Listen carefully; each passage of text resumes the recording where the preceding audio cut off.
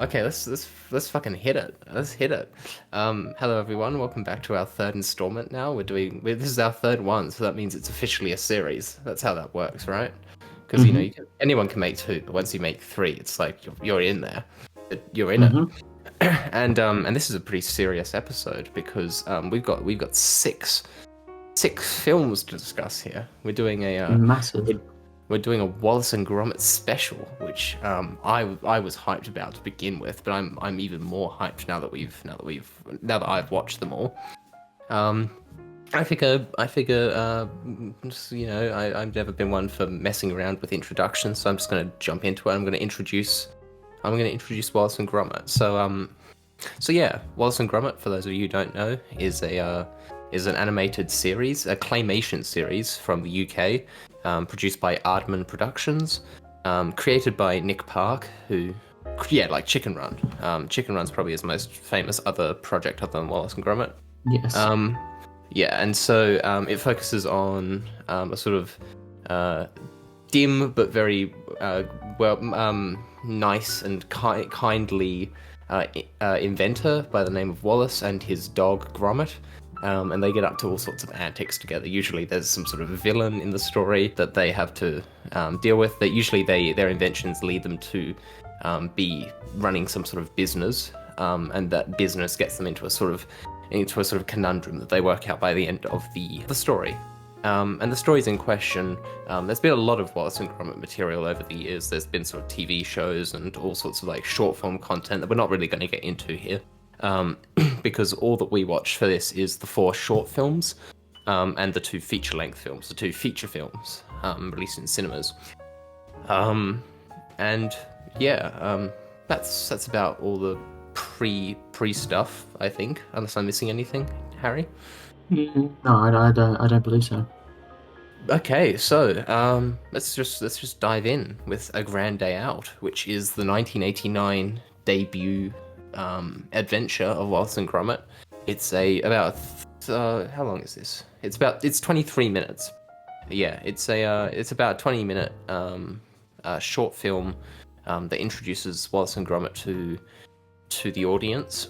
It's in a lot of ways a sort of I'm getting to this in a moment, but in a lot of ways it's very much a very it's an installment in the series that introduces a lot of key themes and aspects of the series, but is not quite as advanced as some of the later installments. It focuses basically very simple premise. Wallace, the inventor, loves cheese, but they have no cheese at home. And so the obvious conclusion that he reaches is that they should go to the moon to eat moon cheese. And so he builds a rocket, and they go to the moon to have a picnic. So yeah, Harry, what did you think of A Grand Day Out? Let's start with that. Yeah, no, it was very fun. I agree that it's probably the most basic, both in terms of plot and I suppose production value is probably the lowest in Yeah, terms of cost. I think it was only like maybe $10,000 or something like that. Or like it cost £11,000 there to you go, make, is right. which It's is like like nothing. Yeah, nothing in comparison to the new ones, which are like probably. millions, I would imagine. And for that, like, I know I really like it. Although, yeah, when you compare it to the other ones, it does feel slightly underdone. I think is the best way to Yeah, describe it.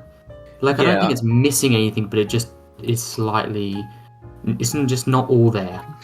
I would say that it's like and we can get into some of the like key characteristics of the later ones when we reach them, but it's maybe like it's the most, yeah, it's simple. It feels almost to me like a sort of Pingu outing, like a Pingu episode. Or like Yes. it's how I would imagine like an episode of the Wallace and Gromit TV series would be. It's a very simple premise and a Mm. very simple conflict. The conflict being that they when they reach the moon, they find this sort of like weird little robot that's been like dumped there. I'm not really sure what purpose the robot is meant to have served, but it's sort of like sort of a parking attendant slash security robot that's powered by quarters, powered by like um, Yeah. little coins, and it sort of chases them for a little bit. The and um, yeah, and we can get into that in a little bit, but it's a very simple conflict. It's a very simple premise. Yeah, yeah, it's a Even lot more simpler plot wise than the other ones. They don't get like super complex, but No, even some of the stuff like the animation is a little bit more rudimentary, and I don't think that's necessarily a mm, bad thing because no, it's a series that is very very characterful in its animation. Even in some of the newest ones, it's still got very very characterful, very imprecise animation in an extremely good and extremely intentional way. But Wallace especially looks kind of weird in this movie. He looks just a little bit off. Um, yeah, I would agree. his design isn't quite nailed down. Everything it sort of just looks like you would imagine a first effort to look. It's a little bit rougher around the edges. There's a scene with some like rats in the basement that just look like the rats look kind of weird and in a good way. Like I noted down that I Mm-mm. loved the rats. Like they look cute and fun, and it's still extremely charming. But it's definitely one of the things that sets this installment apart is that it's a little bit rougher around the edges and a little bit more basic. It feels like a first effort, and it feels like a very simple easing into the idea and into this world. Yeah, it's just that everything that you would normally see, and this will, I think there's a humongous change in how in the actual series when you go from the first short a grand day out to the next one the Yeah, wrong trousers. There's a big leap in a lot of the aspects. Animation is the big one where yeah, in comparison, this one looks a little bit more rough around the edges. The clay is they I don't fully know what they did to change, but the clay even it looks a little bit more smoother and a little bit more like if it was like a normal drawing compared to this one. yeah, It looks very you can instantly tell it's clay. You're like, yeah, that's clay. We know. Whereas yeah. in the more modern ones, you can there's a little bit of disbelief. And then there's obviously their characters aren't like fully solidified like More in Gromit, design Gromit's than in yeah. well, Oh yeah, no, design. I feel like they have. It's not a crazy shift the design wise. no. I mean, there's a bit of It's mainly Wallace. Wallace just it. looks a little bit off, but Gromit He is does. basically the same. Gromit's fine. Wallace looks a bit. I think it's his. I think the biggest problem the weirdest thing it looks like is he's got a very flat top to his head, whereas Yeah. we'd Yes. more associate with him as a kind of having like a pinhead. Well, not a pinhead per se, but it goes. It's an upwards. It's like a hill. Whereas this one, he's got a very flat brow. He's got a very like, yeah. He just looks just ever so slightly off. But also, I think their characters are slightly different to what as in they haven't been fully solidified in their roles. Like, I think Wallace is probably very close to it. It's not too. I can't see them. They didn't tweak them Yeah. that No. much. I think Wallace they just is kind of yeah. made Wallace a little bit more. I think they just made him a bit more naive now in the next Mm, ones, whereas this one yeah. he's not. I don't know. There's also not really any room for him to be naive in this plot, so there's kind of doesn't really matter. Yeah. So it doesn't really work. But Gromit's the big one where I think Gromit, like in this one, he's definitely a dog. If you get what I mean, as in he has a lot more dog-like attributes. Yeah. In this Like first one, he kind of basically is just a dog that's like got a little bit more expression, whereas in later on he's a bit more like a human that just looks like a dog. Like yeah. he has less dog-like traits, which is either or is good. I think I like the more recent ones where he's just a bit more animated and a bit more personified. Mm. Yeah, I would definitely agree with that. Um, so I guess like in terms of like there's lots of things I want to get into over this Mm, like over the mm. course of these especially these short films that I think are very key aspects of Wallace and Gromit that get established here, like the music, for example, Yes. is hits from the off. I think even like the main theme is in this one. I might be wrong about that, but like No, the I iconic believe it is. yeah, so like a lot of like key elements like that, the sort of like focus on like fun, silly inventions, like they just build a rocket. That sort of aspect is there. But I think that the simpler plot and just the overall more sort of like kiddie sort of TV cartoon pingu-y aspect of the plot means that some of the key elements of Wallace and Gromit aren't really present here. Wallace and Gromit, as it goes on, sort of very much draws on sort of like pulpy, old school like thriller and horror tropes and homages. Whereas in this one, it's a little bit more silly. It's a bit more of a romp, and it's also like weird, like in some of the directions it goes. Like we mentioned this with this robot that they discover, this little like filing cabinet robot. That they discover, which when it finds one of their magazines at their picnic, that sort of thing is that it's like a security robot. So like it sees their picnic and it goes up to investigate and sort of like glues the bit of moon cheese that was cut out back into the moon to sort of fix it up. It picks up one of their magazines and like the magazine has like skiing in it, and then the robot gets sad and imagines itself skiing. Yeah, So I think it's less of an overt villain than some of the later ones, which we'll obviously no, get into. I wouldn't describe the robot as an antagonist. He's more just kind of like It's more of I don't just know. a He's not even threat, really a threat like a because momentary threat. he's a momentary threat because he like tries to. He really only becomes a threat right at the end when they're trying to like get away, and he's And cutting like the cables. even then, it's just a misunderstanding because it just wants to get taken back with them. It's actually kind of Yeah, sad. Like it's a little yeah, bit it's a little sad. bit sad. Um, But then again, he does ski at the end, so that's quite sweet. that is true. Yeah, the conclusion is that like the bits of the ship that it pulls off get turned into skis, and then it like skis around the moon, so it gets to accomplish its dream. One thing I will say is that there is a little bit of a plot hole there in the terms of the fact that it's coin operated, so it would probably run out of like Yeah, that's it would true. probably run out of juice in reality and then just like die again, and we'll have to wait until the next moon expedition. But nonetheless, we can gloss over that, and it's a kids' cartoon. You shouldn't read into things like that. Hmm. But one of the things I will say is that I love how one thing that this gets straight from the off is the its commitment to its like silliness, and it just throws itself into this plot. They just sort of go, where are we going to get this cheese? The moon. Let's build a rocket. And then they just go there on a rocket that they build. And it's this, very cartoony, like rocket-shaped rocket. It's just a lot of fun, and it makes all of these little sci-fi bleeping noises inside with these flashing buttons. It's just immediately charming. That's the biggest thing. That's like the defining word for Wallace and Gromit, and it's present throughout this entire thing. Like it's charming in its sound design, in its music, and it's in like its animation. It's charming in its jokes. I mean, I've written down for each of these. I've written down like jokes that made me like laugh out loud. There's a joke where like they're on the moon and they're just walking along, and Wallace has brought like a football and he just kicks it, and they just like look up and the ball doesn't come back down, and then they just keep going on. It's just fun. It's silly, and it's like it's very fun.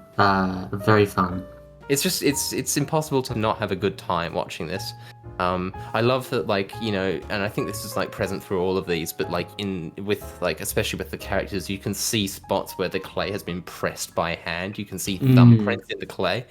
It's lovely and it's fun. And there's these like I'm just gonna be gushing at this point, but there's gonna be like there's like scenes like, for example, when they zoom in on the moon, or when they forget the crackers, where you have these like fun pulpy over the top music cues where you have these like dun dun dun dun, or like it's just it's and another thing I love is how in terms of just the sound design on that topic, when the robot gets introduced, it sort of like stretches, and the squeak of its mechanical components sort of like mimics a yawn. I love that.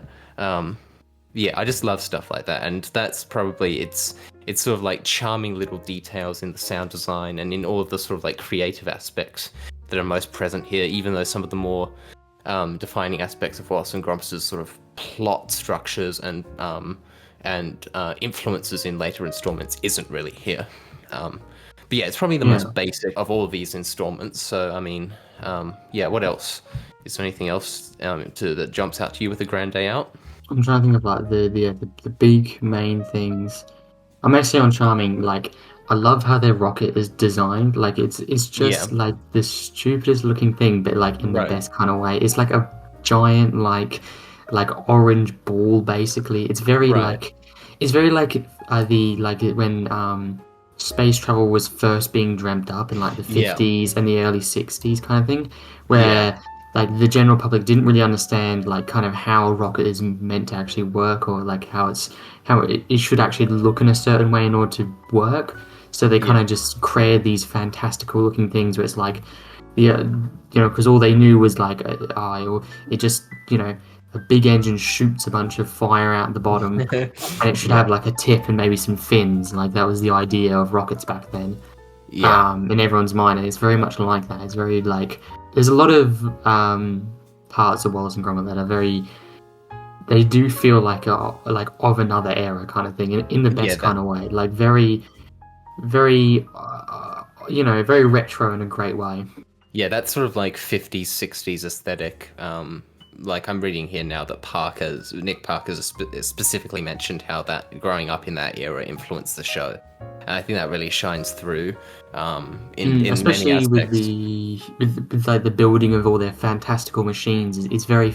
50s and 60s era. Like they all look kind of a little bit silly and a bit like it's all very ridiculous and silly in the best kind of way. Yeah, there's lots of Rube Goldberg machines in these shows, which are Yes, immensely, yes. immensely charming. Yeah, no, excellent, excellent stuff. Anything else with the Grand Day Out?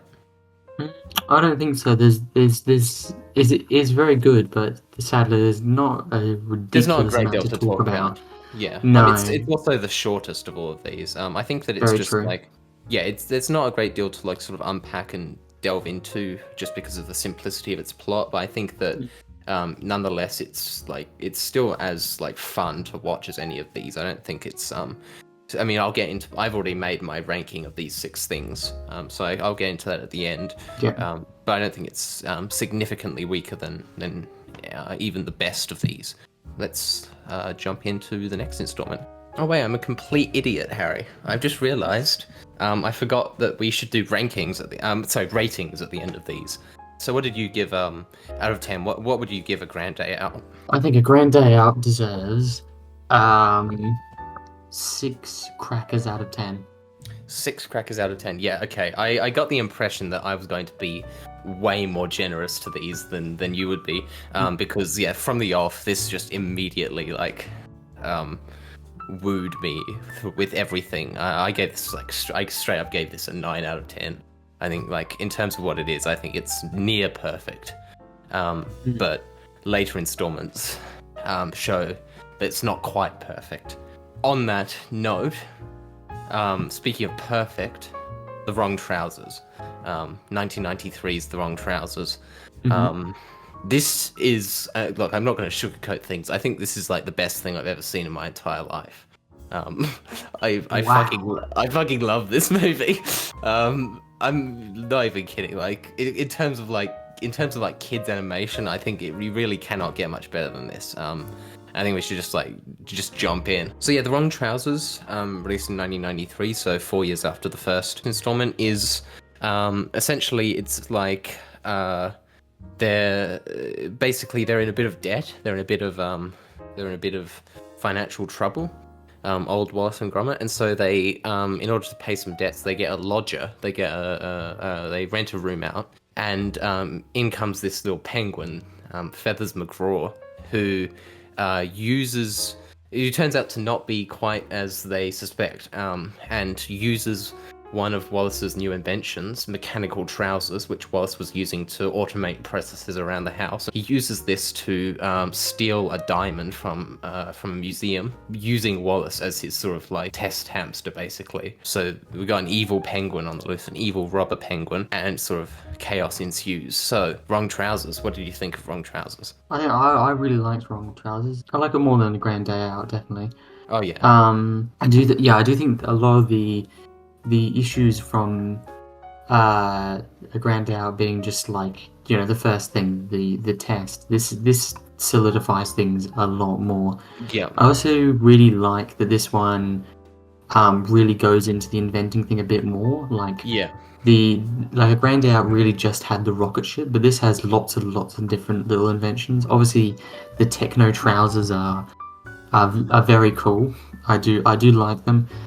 I like the way they kind of like they're made to walk Gromit, but I like how they like transform them now into like it's almost like an Iron Man suit basically, and yeah, it's able to like climb up walls and like go on roofs. It's very very cool. yeah, And it's a very good setup for like how it later is used at the end of the short. It's very well set up. I also like yeah, the whole, like you said, the Rube Goldberg contraption of like how Wallace like gets up every morning. I really right. like that. That's so fun. That becomes sort of like a characterizing or like a trope of Wallace and Gromit is this machine that they use to automate the waking up process with like with all sorts of things like a jam cannon, which I wrote down as Yeah, one of my things. Like the toaster goes off and it gets hit with these like automated jam spurts. um it's I love just that so stuff. charming. It's so fun. Like it's just and like Mm, them Wallace like sliding through this like pipe and being like dread. It's just fun. Like yeah. it's great stuff. And also another thing that's immediately from the off is like the more sort of less sort of it just in terms of like the design of like rockets and stuff, but like the very overt homages. This one in particular draws less so on horror, like some of the later ones do, and more sort of on like thrillers or suspense. But Mm. same era, very 50s, 60s. You've got these like great title cards. You've got like more sort of solidified villains and characters and sort of like story arcs in this one, and more sort of like obvious threats. And yeah, Feathers McGraw, who I've set as my profile picture on Discord at the moment. I love this character. I mean, I know he doesn't say a single word, but I think Yeah, he's like one of it's the most awesome villains of so all much time. fun. I love the from the introduction scene. It's one of the most. He's like awesome. He's like perfect.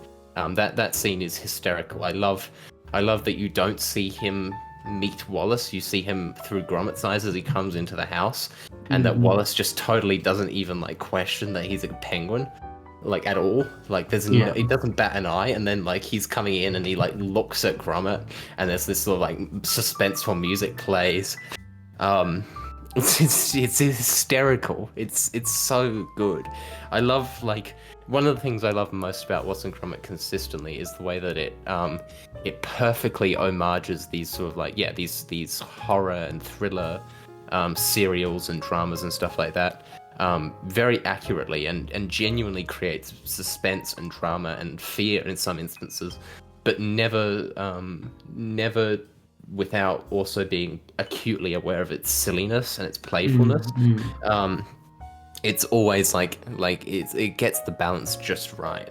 That it actually genuinely is well made homages to these things that Nick Park clearly loves and clearly grew up with, but is also like silly. Like it's silly at the end of the day. Um, yeah, it's just impeccably well made. Like some of these scenes, like the just the lighting and the composition of these scenes and scene transitions. It's yeah. I could gush about I do everything. think like this is Um, easily. I think I don't know. It's hard to say, but I do think this has some of the best lighting in the entire series. Just the lighting in this is played so perfectly. yeah, there's a great scene where Gromit gets a bit suspicious of Feathers, and he follows him into this alleyway, and it's this like perfectly paced piece of drama that is never unaware of like the silliness of a dog following this penguin that is attempting to pull off a jewelry heist, but it still nails every beat. There's like gorgeous lighting and sort of like it feels like a noir film. It feels like a thriller. It feels like a Yeah, spy. It feels like a spy movie. It's so fun. But yeah, I'm just going through my notes sort of chronologically here. I love some of like the book and paper jokes in these series.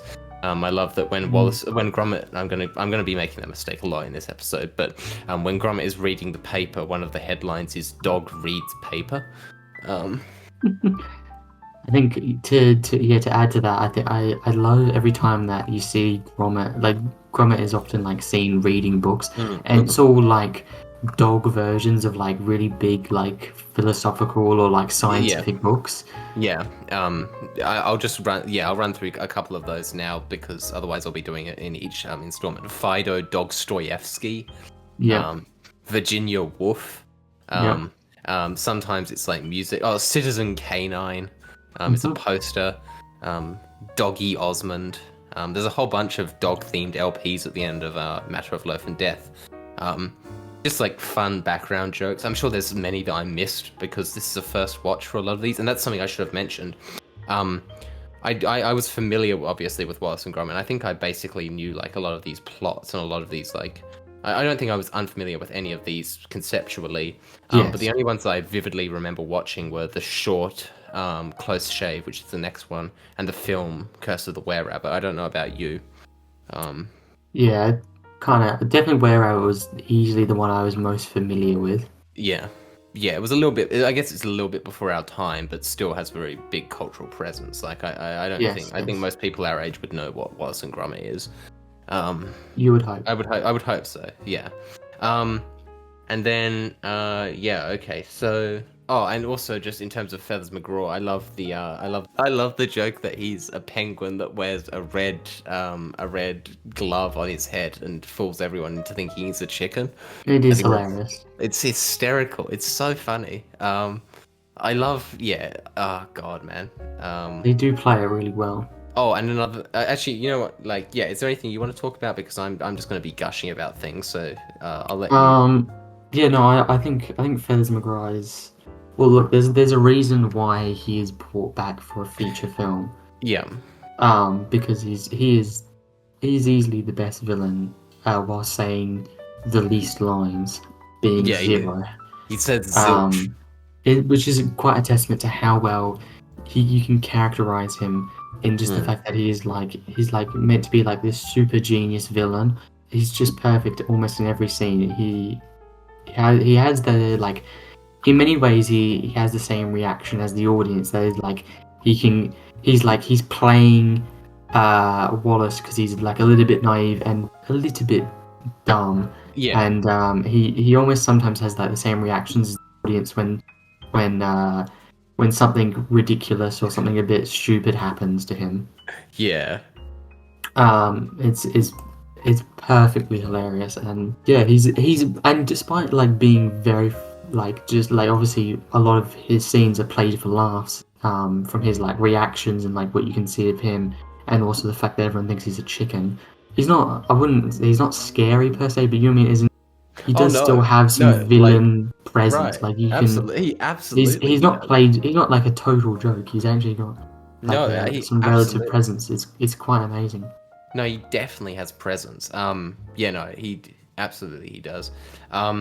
Yeah. I guess like the main thing that we haven't talked about yet is the sort of like climax of this installment where from the moment where Feathers is sort of like negotiating with these lasers in the museum while trying to guide Wallace in his robot trousers while he's sleeping past these lasers and like almost hitting them, and you see the sweat pouring down Feather's face as he like almost hits these lasers, Hmm. and then he manages to like get the diamond in sort of like sort of like a slot machine, sort of like using a slot machine.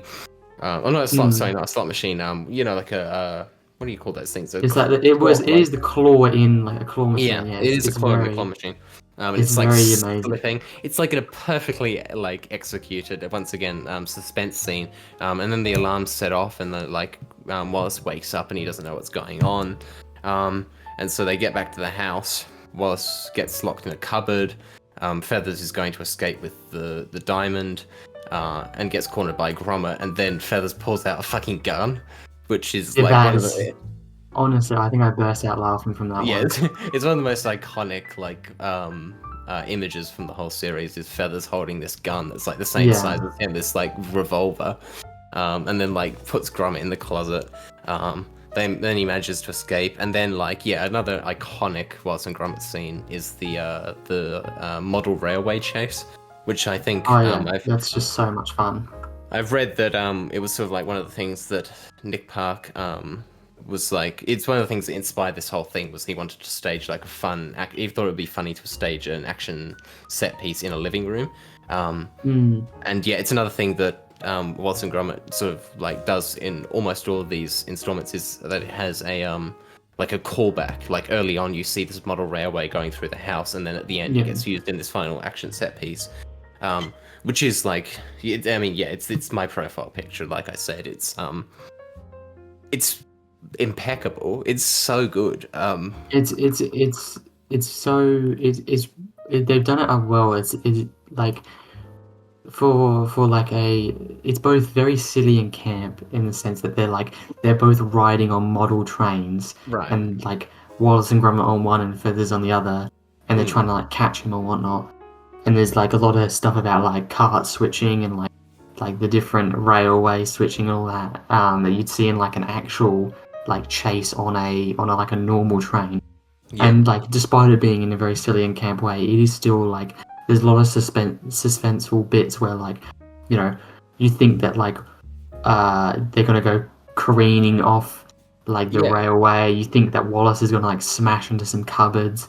It's Like gripping action. it is very gripping. Yeah, yeah, And yeah. it's something that I noted down when watching this one, but it applies to all of them. Is that like even in these short films that are like 30 minutes long, sometimes even like 25 minutes long, there's so much more creativity and care and thought put into even like fun action scenes than in like a lot of feature films, a lot of like Oh yeah, feature yeah. high budget action films, where it's just nowadays it's just sort of like, oh, the main superhero fights an evil version of himself. Whoa, oh, buildings collapsing and they're throwing planets at each other. Whoa. Yeah, And it's not fun. it's Whereas like, able to do action without going over the top and then yeah, making it ridiculous. yeah. I don't. I mean, yeah. Obviously, like, over the top action can be fun, but a lot of the time it can devolve into sort of like mindless CGI schlock. But regardless, what makes Wallace and Gromit so special is the way that it can deliver low stakes, kid friendly, like charming, funny Mm, action, mm. but also maintain those stakes. It balances it so well, and I don't actually like really know how it manages to do it because, like I don't know, you hear the idea of like an action scene set on like a model railway set, and it's like it's a fun idea, but you don't quite expect it to have like the stakes it does, or like a penguin that doesn't speak being the main villain. Like you don't expect that villain to have any real stage presence, but he does. He doesn't say a line. He doesn't even really emote. The most emoting that you see from him is like sweat. But it's yeah, I don't know. I could basically like, I don't want to spend too much time lingering on each of these shorts, but I could gush about this all night. I mean, it's um like I said, in terms of like kids animation, or just not even in terms of kids animation. I think just in terms of animation, that's a very important thing. I think these are like enjoyable for kids, for adults. Sorry, you don't need to be like, you don't even need to be approaching these as like, oh, this is going to be a fun kids movie. These are just enjoyable things. I think These are like just good movies. obviously they're designed to be friendly to children, but they're fun for all ages. I think. Mm-mm. No, Um, I couldn't agree more. um, but yeah, unless you have anything else to say about the wrong trousers, which I'm more than happy to discuss. Do you?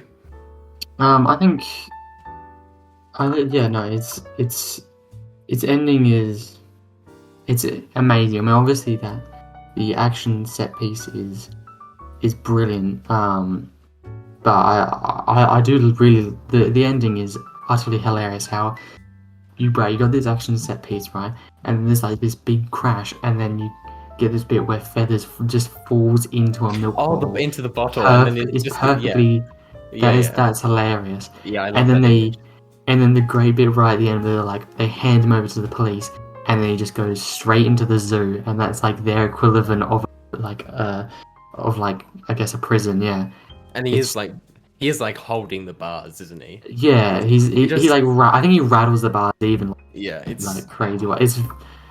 It's just there's I think this one of the big parts of what makes this short films so good, and I guess a lot of Wallace and Gromit, it's just the very small details. Yeah.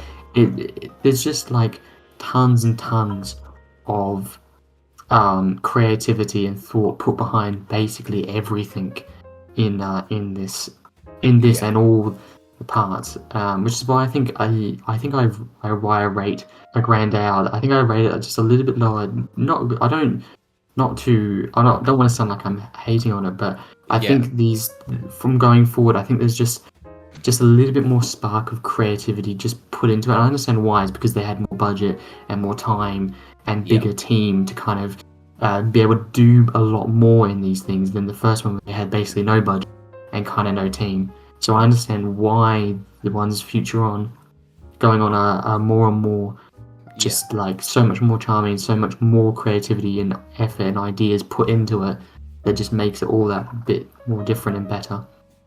Yeah. I just realized. I completely agree with what you're saying there. I think that's very well put. But I've also realized that the one thing that I didn't mention for the wrong trousers is the sort of like subplot of Wallace being sort of what's the word, misled by Feathers before Feathers attempts his scheme, and Feathers sort of like cozies up to him, gets him on his good side, and sort of Gromit, not for the last time in the series, gets sidelined by Wallace's new friend, Wallace's new Yeah, companion.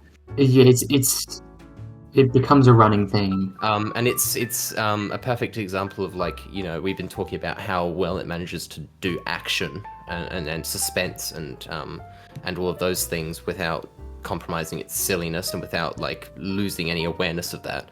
But like the emotional beats, like I'm not saying I was like weeping for Gromit when he was outside in the rain for anything, but like it's sad. Like it hits. Yeah, you do definitely empathize with Gromit.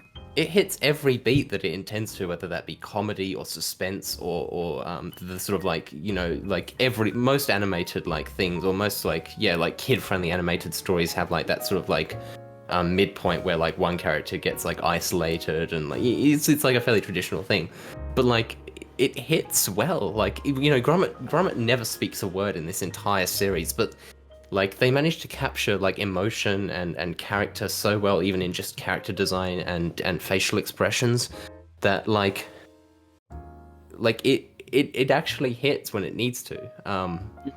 It I yeah think I think the best part of why and this happens basically in like all of them is Wallace will find will for one reason or another they'll have like a third character will come in, and sometimes it's like the villain, sometimes it's like just like a friend or like a love interest of Wallace, right? yeah And it kind of creates a rift between yeah Gromit and Wallace, and I think the best part about it is um how like believable it feels. Like at no point do right. I think Wallace is in any way acting.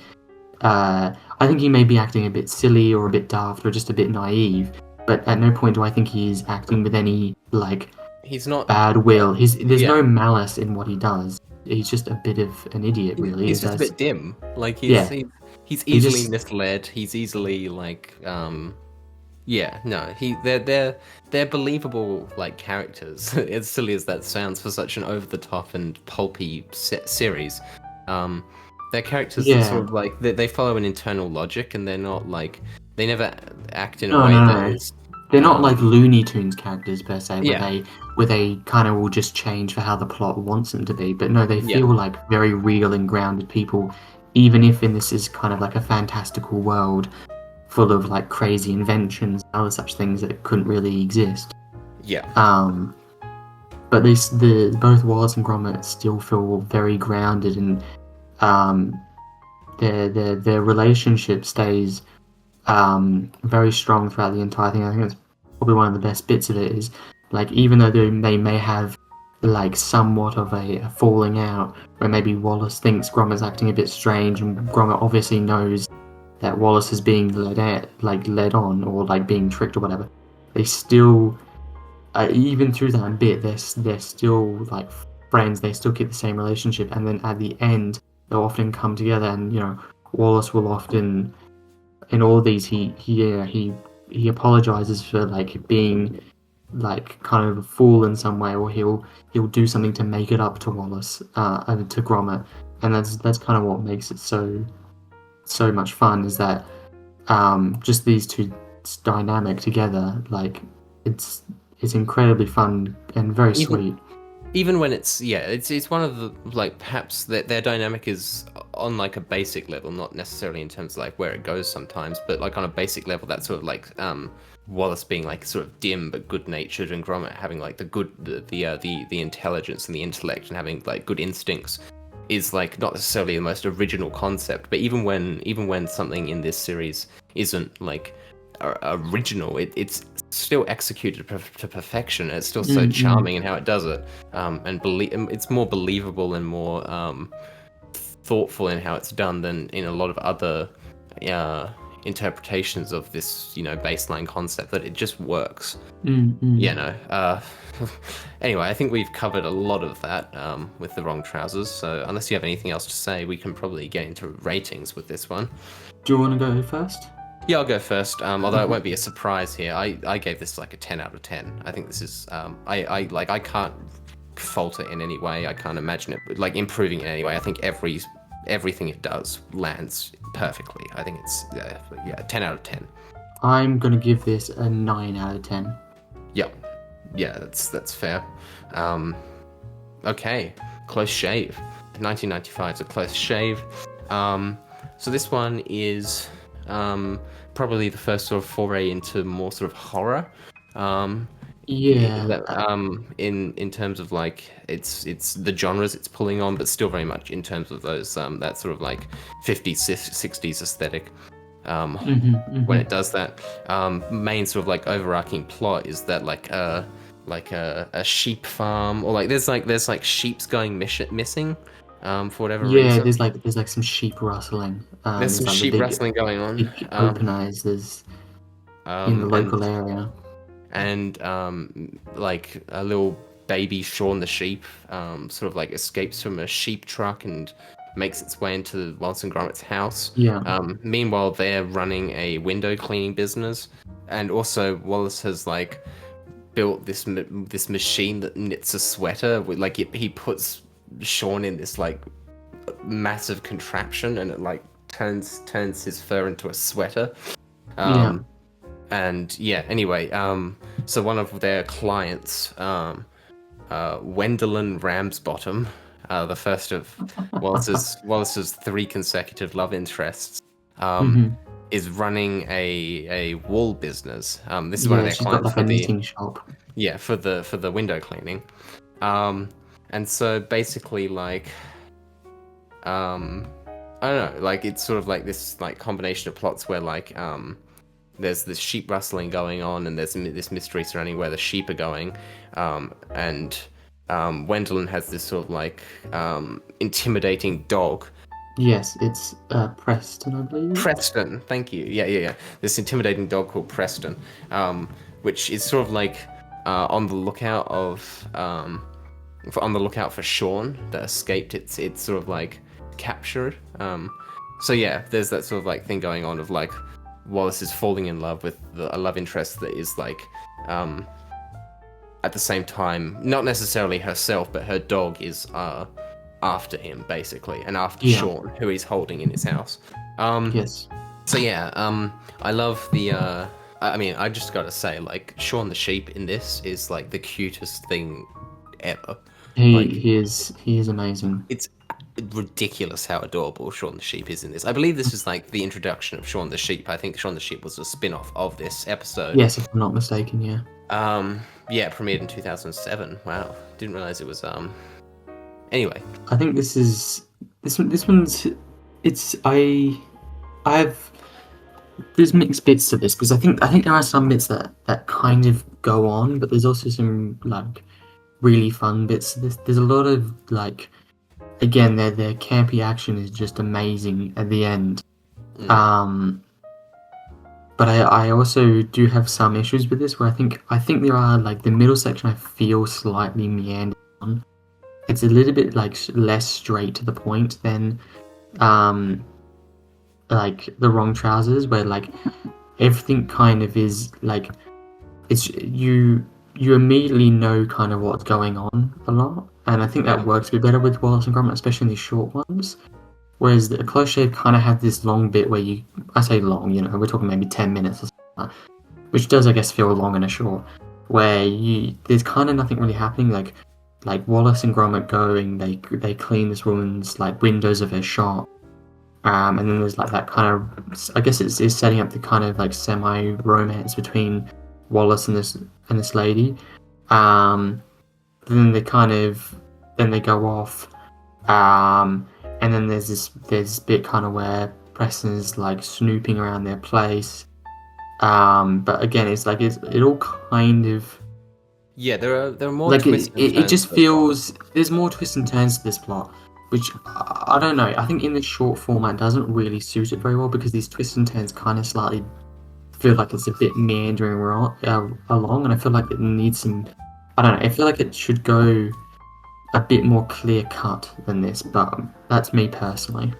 Yeah, no, I personally did not find that it bugged me because I enjoyed, like, we'll get to this, in a little bit, but I still think this is I think this is one of the best installments of the series. So it didn't personally bug me, but I can definitely see where you're coming from. Especially, it does sort of feel like it has the twists and turns of like a more of a longer form, almost like a feature shoved into 30 minutes. Mm. The main sort of twist and turn of this one being that like Preston frames Gromit for this sheep rustling, and Gromit gets sent to prison, and has to like sort of like break out. And then while he's in prison, all of these like sheep start living with, because basically, okay, so Gromit discovers what's going on. He discovers that Preston is the one rounding up these sheep, for a purpose that they don't really know yet. And so he lets them go, but in the process gets captured by Preston, who frames him in the back of this sheep truck for the sheep rustling. And so now all these sheep have escaped and just sort of like ran through Gwendolyn and Gwendolyn and Wallace's meet cute scene, and just knocked them all over, which they don't even really question. They're just like, okay, I guess there's a bunch of sheep here now. All these like sheep are living with Wallace, and Wallace is like, he just eats it up. He just like, well, okay, I guess Gromit was the one that was murdering all these sheep. So yeah, Gromit's in prison. Yeah, so then there's this big end bit where like all the sheep like band together to kind of like save Yes. them, and there's this. So they get back, and obviously, Wallace shows up, and they had this meeting bit, and they kind of like Wallace finds out that he's been framed by Preston, and then obviously this is the bit where they have this big chase. So like Preston is like he's captured the sheep after he saved Wallace, and he's also like taken like his owner is also been like she's been like, I guess, like somewhat taken prison in a sense. Yeah. And then they're going back to like his big like factory, and it's like the big reveal where like Wallace's like sheep shearing like invention that he made has been like taken and like repurposed by Preston into this like, basically I think he's going to turn them into dog food, if I'm not mistaken. Yes. They're basically going to be like just like mass culled. And then this amazing chasing with Wallace and Gromit in this like motorbike with like a little like sidecar. It's yeah. so like 1920s, real like silent film era kind of funny. Yeah. And there's this amazing chase scene. With all all the sheep get involved, don't they? All the sheep get involved, and then they do this like giant. They're all stacked on top of the one motorbike, like trying to save Wallace and the woman. And then, like, while that's happening, Gromit has like his sidecars then turn into a plane, and he comes and rescues them. It's so fun. I'm just gonna run through some of the stuff that I've like written down for this chase scene. There's a great sort of like stunt where they're like riding along, and then like they catch onto this wire hanging above, and it swing around the wire and on their bike, and just keep going, like a 360.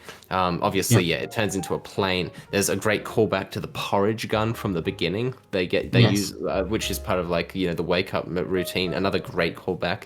and they like machine gun Preston with porridge.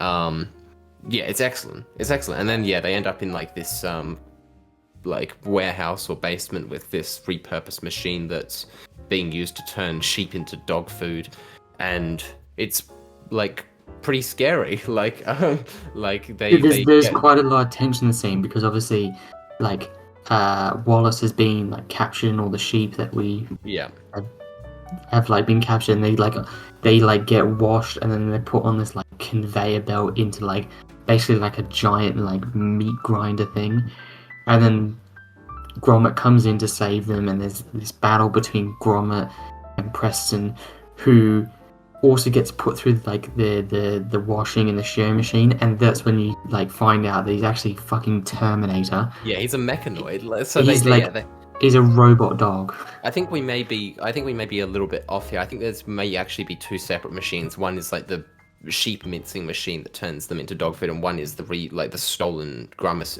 Yeah, Wallace invention. that's what I said. So yeah, and yeah, Preston is the one that first gets like pushed into the shearing machine into Wallace's Nitomatic, and yeah, he gets like essentially his artificial skin ripped off, and they're all like, okay, that's like pretty scary. And then Gwendolyn, oh sorry, not Gwendolyn, what's her name? A fucking Gwendolyn. Gwendolyn, not even a name. Stupid. But yeah, is like she's like finally admitting that he's not a real dog. Preston isn't a real dog, and it's staged like a horror movie where his like Yeah. where his like robot Terminator fist pierces through the machine, and he comes out with this metal exoskeleton, and is like about to rip and tear apart Sean, who's like standing there shaking, and you get this excellent like bone rattling sound effect. Just adorable and so much fun. And then it turns into sort of like, yeah, it's, for a little bit, it's more sort of typical Wallace and Gromit romp horror, where like they're running on this conveyor belt, and Preston gets sucked into the machine, and his eyes pop out of his head, and then It's horrific, but in like the best kind of way. he gets turned into dog food and served in cans with his own face on them. Yeah, amazing. That's basically like the episode. The only thing you get a short little epilogue with two or three notable things. Basically, first of all, they give Preston a lobotomy. Basically, Yeah, he essentially gets yeah. he It's essentially gets lobotomized and turned into like demented version of Preston. And then the main thing, obviously, it's a pretty iconic scene is Wallace is like, well, now that's all over, Gwendolyn, do you want to come in for some cheese? And she's like, oh no, I don't like cheese. And he's like, well, romance is dead, not even Wensleydale. So yeah, tragic ending. And then he goes inside and he's like, well, there's more for us. And he opens the cheese tin or the cheese like tray, and there's Sean's in there eating the cheese, and then it ends. Yeah. And that's a Close Shave plot wise. Is there anything else that stands out to you from Close Shave? I think yeah. In comparison to the previous two, this one, I like the plot, how it like I like the beats that it hits, but I find for me the plot does feel the actual pacing for me is just a little bit weird. I feel like this movie probably could have this short film probably could have been. I mean, you could say that about all of them, I guess, but I feel like this one definitely could be extended out to like a feature-length one, because it just has a few more twists and turns that probably feel like they could have been handled a bit more differently and over some time.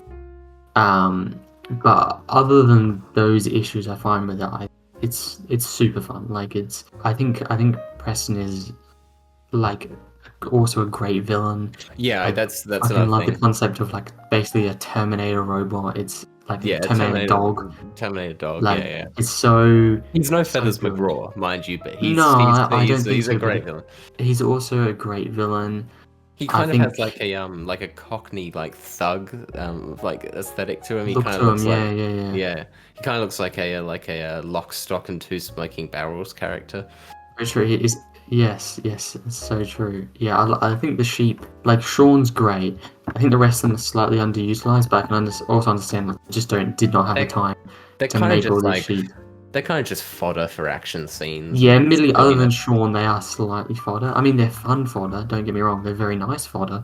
They are also kind of fodder, which I Yeah, understand why they kind of decided, how about we turn this into its own IP, yeah, because there's a lot to do here with it. But like Sean's really fun. Um, but yeah. yeah, I think those are my I guess my main complaints about Yeah, it. no, I totally get where you're coming from. Is that, by the way, is that everything you want to say on this? Because I'm about to move into ratings. The Cool. Yeah, no, I definitely get where you're coming from, and I definitely understand where you're coming from. I can understand. I mean, your main complaint is mainly that like there's a lot of stuff going on. There's a lot of twists and turns in this plot that could potentially have been stretched out a bit longer and had a bit more depth to mm, them. But for me, that just I found that it really worked. I found that it was like I found that the quick paced nature of it sort of like it still managed to like hit the beats it needed to. Yeah, it didn't really bother me. This is probably like my second, this is probably my second favorite installment in the series. This is another one that I gave a 10 out of 10. Yeah, pretty perfect for me. What's your rating? I think I'm gonna rate this one somewhere in the middle between the last two, so I'm gonna say it's a 8.5. 8.5. Yeah. Cool. Okay, and yeah, so we're not doing this in chronological order, by the way. Should have said this at the start. We're doing this shorts first and then the two films. Mm. Just makes a bit more sense to me. This is the order I watch them in. I don't know about you. I did the same. Yeah. So we got Matter of Loaf and Death next, which is the Mm. final of these four sort of like short films that they've released. Released in 2008, so after the first feature-length film, Curse of the Were-Rabbit. And also, this is the last one with Peter Sallis, who we'll get back to that at a later date. But yeah, basically the plot of this one is that they're running a bakery.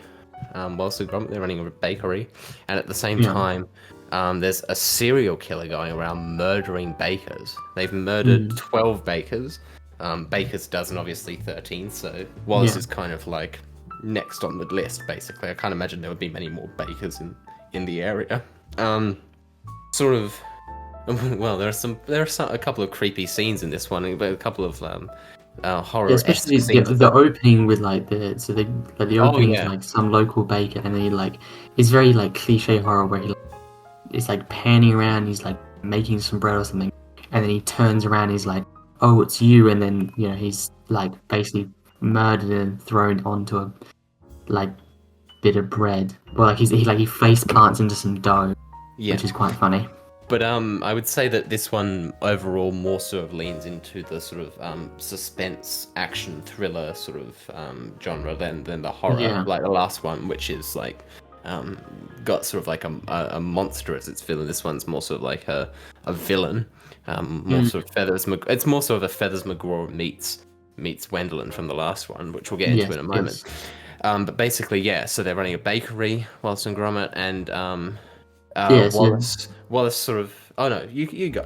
I've been Well, introing all of these. essentially after the opener with like the death of like the 12th baker, there's like obviously the usual opening bits of Wallace and Gromit, and then when they're doing their bread run, basically they're getting this van, and as they're going around, there's this the lady who's like on her bike with her dog, and she's like going down this like really steep hill, and she basically like loses control, and then as it's happening, like Wallace and Gromit like shoot into action to try and save her, just before she like nearly is eaten by a crocodile, if I'm not mistaken, isn't it? Yeah, I think that's yeah, like right. She's like nearly about to go into like a crocodile enclosure, which is quite funny. And then from this is like the main uh big part of the plot of the film is like like Gromit, like sorry, Wallace like recognized her as she's like a former like The baker. She's the spokesperson Baker for a Light bread. girl. Yeah, Baker Light girl. That's what she. Yeah, so she's like kind of like a not it's like sort of spokesperson slash like pin-up model kind of thing. Yeah, so she's the mascot. Yeah, she's the attractive. She Yeah. was the attractive female mascot for Bakelite. Yes. Yes.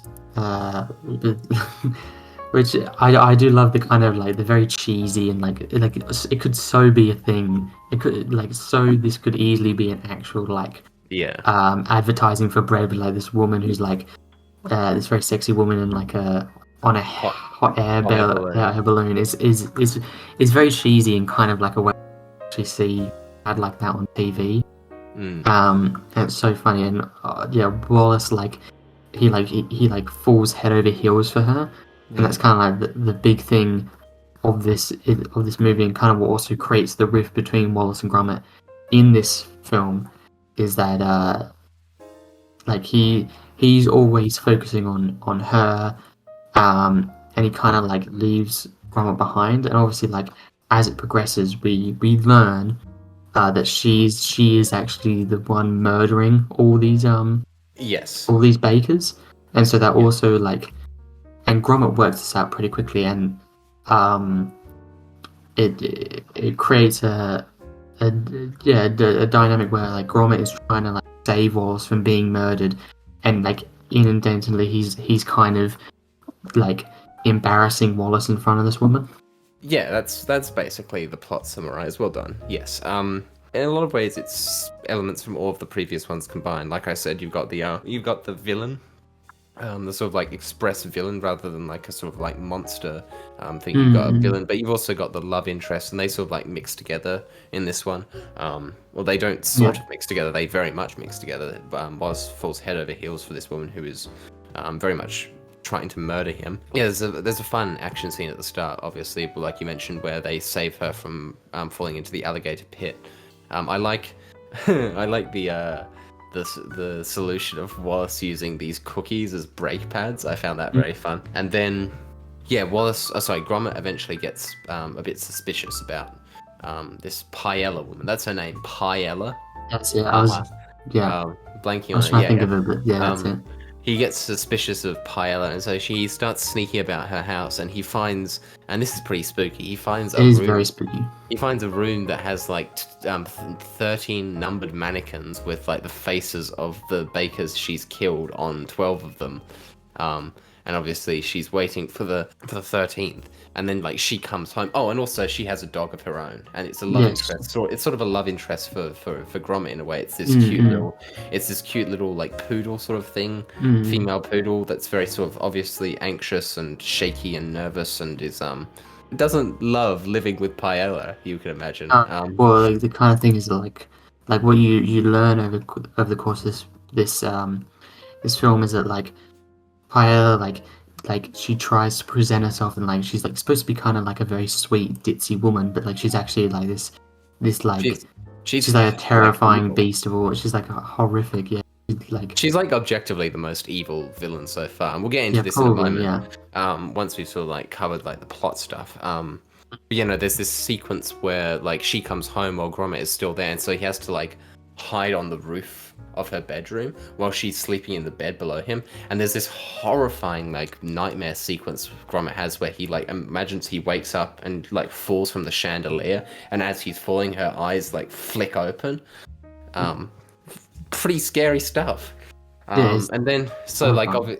he's like, he has like he's convinced, he basically has evidence now that she is planning to kill Wallace, and so he goes back to the home and he puts all of the kitchen utensils into a shed and labels them WMDs, which I found very funny. Oh yeah, and it's like there is like a part where like you like did Paella like fucking murder Fluffles? Like, which is the name of the dog? Did she murder the dog? She didn't, but yeah. So there's like a first scene where she arrives at the house and tries to like murder Wallace, but sort of like goes astray. Wallace is saved. Yeah, Wallace is saved when Fluffles manages to subdue her, and Paella gets like Yeah. really cross. She like launches into like a rage and goes off about how much she hates bakers and then leaves and storms out. And then the next day she comes back without with a cake to apologize. The cake isn't really a cake; it's a bomb. A It's like a bomb. real like comical like Looney Tunes bomb where it's literally like written on it, it has bomb. Yeah, it's a big black like ball that says bomb on it, and it has like a burning fuse. And only at this point does Wallace finally realize, oh, she's trying to kill me. Yeah. They're trying to get rid of this bomb. They run to the window, and there's like a pond with ducks, and there's like some nuns coming along with like a basket of kittens, so they can't throw it out. Yeah, And then it's they run to they run to a window, and there's like a border that's like it says Yorkshire border, and it's like this like it's like the Berlin Wall. It says Yorkshire border, keep out. Um, so silly. And then there's like a great action scene, that ensues with like kitchen utensils being used, and a callback to like a forklift from the beginning. And then they manage to subdue the bomb by like it manages to land in Wallace's in the back of Wallace's pants, so they don't have enough time to get it out, I guess. So they just they just fill his pants up with dough, and it like softens the blast of the bomb. And then he's got like a massive hole in his pants, his butt is showing. And meanwhile, Paella tries to escape on her hot air balloon, but so the reason that she hates bakers, by the way, is that she she got too fat to be the Baker-like girl. Because she ate too much bread, and so she can't float on her hot air balloon anymore, and she falls into the alligator pit from before. Um, and there's like a burp that comes from the enclosure, and the balloon rises up. It's just like it's perfect. It's silly very and funny and fun. silly. It's but yeah, that's basically it. And then there's like a little like section afterwards where Fluffles and Gromit manage to get together basically, and they ride off into the sunset. But yeah, that's the main thing. So I have a couple of points to discuss here, but I want you to. I just sort of like talked for like 5 minutes straight. So is there anything you want to talk about with this one, with Matter of Loaf and Death? Yeah, no, I think I like this one a lot more. I think this is definitely really up there for me because I find it it's it's a very fun film. I think it really hits its plot points really well. I think it feels to me probably Yeah, the most fast paced and action packed of all of them. So I personally like that a little bit more than the other ones. I think um yeah, I also love the villain. I think she's a very simple concept, but executed perfectly. Of like this kind of this woman who's putting on a very obvious mask that crumbles like almost instantaneously, and yeah, she's easily like the most evil. I mean, put aside the fact that she murders people, she's just like she's like a horrible person. Like as soon as that mask is revealed, and it's very fun to see her like instantaneously switch from being like this very very um like slightly like a stereotypical ditzy woman into like this just like horrible monster basically. It's just that's so fun to see. I really like that final action piece where they're like in his like um I guess they're like in Wallace and Gromit's like attic, or like they're basically on the top of their head. Um, and she's got this giant bomb, and then she's like trying to like fight them, and then like there's different bits where all three characters like Wallace, Gromit, yeah, and their dog Fluffles, like they're all three of them have their bits in this action scene where like trying to stop her or they're fighting her, and they kind of switch in, and that's really fun. yeah, And yeah, I do like the kind of like she gets like on the balloon, and there's the callback to how like she stopped being the baker yeah, light girl because of like how fat she got. So I yeah. like that ending bit where she's kind of like it's like done in. It's a little bit fatophobic, but it's we can look over It's that. so fun. It's so Yeah. much fun.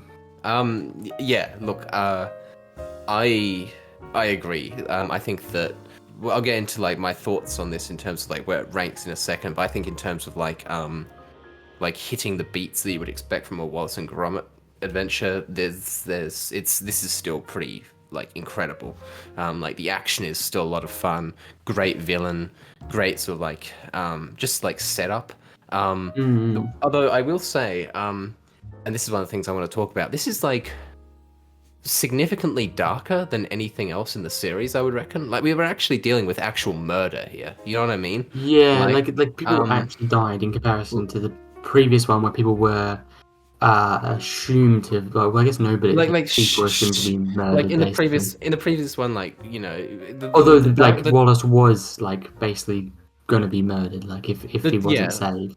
the darkest it gets is like, you know, like implied threats of death and like maybe some like implied sheep deaths in previous ones. um Feathers McGraw was never like, you know, he pulled out a gun and maybe fired a few shots, but he was never like a violent malicious threat. He was just interested in the money basically. Yeah, yeah. Whereas here, like, you actual people like get murdered. You know what I mean? Like, there's an actual serial Mm. killer, and I'm not saying that that's a bad thing per se. I don't think there's anything wrong with like being a little bit darker and a little bit more adult in a kids well, it was ostensibly a film designed for kids, because kids can generally take it. You know what I mean? Kids can take more than adults would have you believe they can. But it is kind of a little bit out of character for Wallace and Gromit to be dealing with actual murder. It does sort of like, it is sort of like a little bit too dark to be in such a like joyous and fun and silly world. But that being said, I would say that the overall enjoyment and experience of the film kind of overshadows that almost immediately when you get into that first action set piece. Like I said, with the cookies, like you being used as the brake pads, you just sort of like forget about it. It's not something that sort of like creates I wouldn't say it looms over this film. it doesn't loom over. I It would doesn't create say a lasting sort of dissonance, but no, no. it is something that sort of like strikes me. I would say is that like it definitely sets it apart. Personally, for me, I would say this was I can't actually quite articulate why, and I don't think it's because of the darkness, but I think that this one was maybe my least favorite of the series.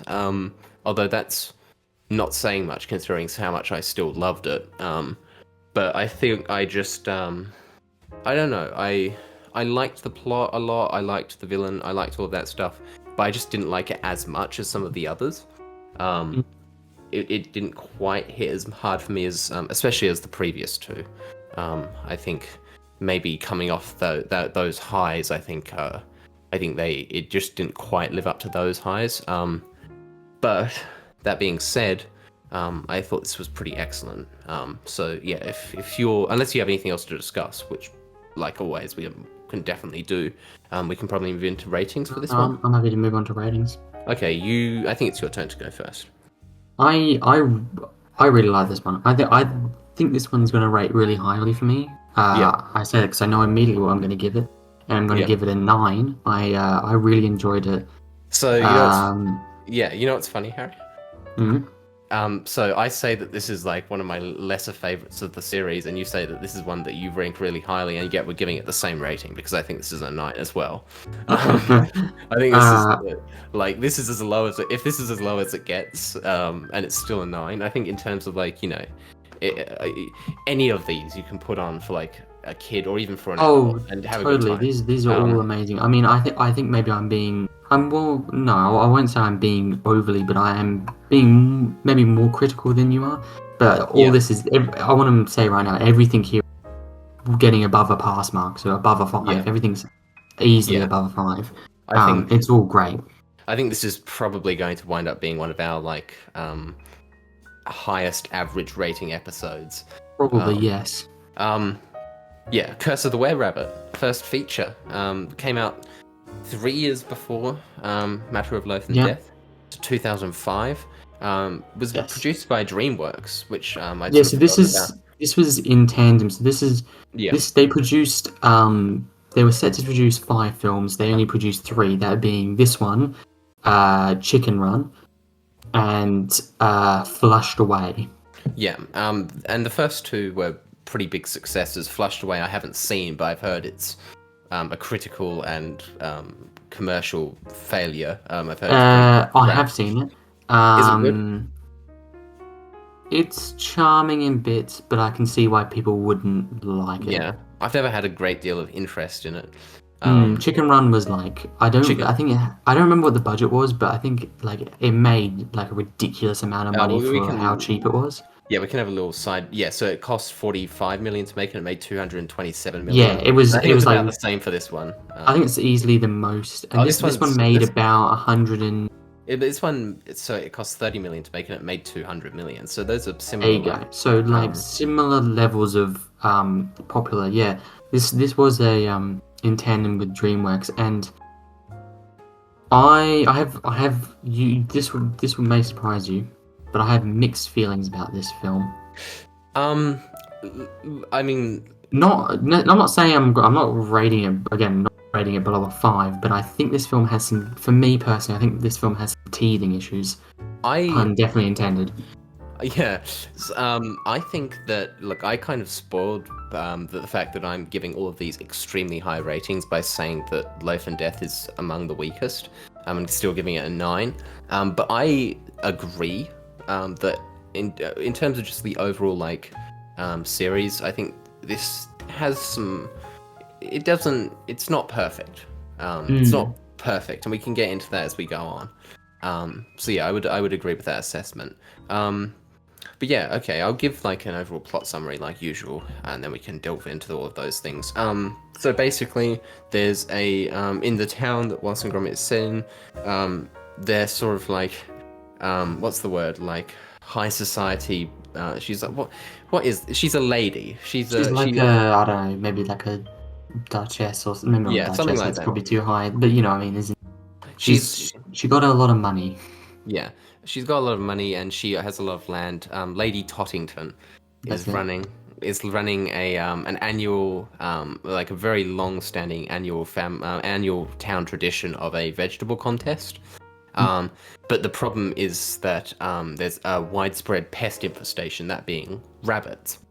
Mm. And luckily for the town, Wallace and Gromit are running a pest control business, but very specifically a successful humane pest control business where they sort of just like keep the rabbits in their basement and feed them and give Yeah, them names. they like use Um, this like vacuum machine to like suck them all yeah, well up out of their burrows.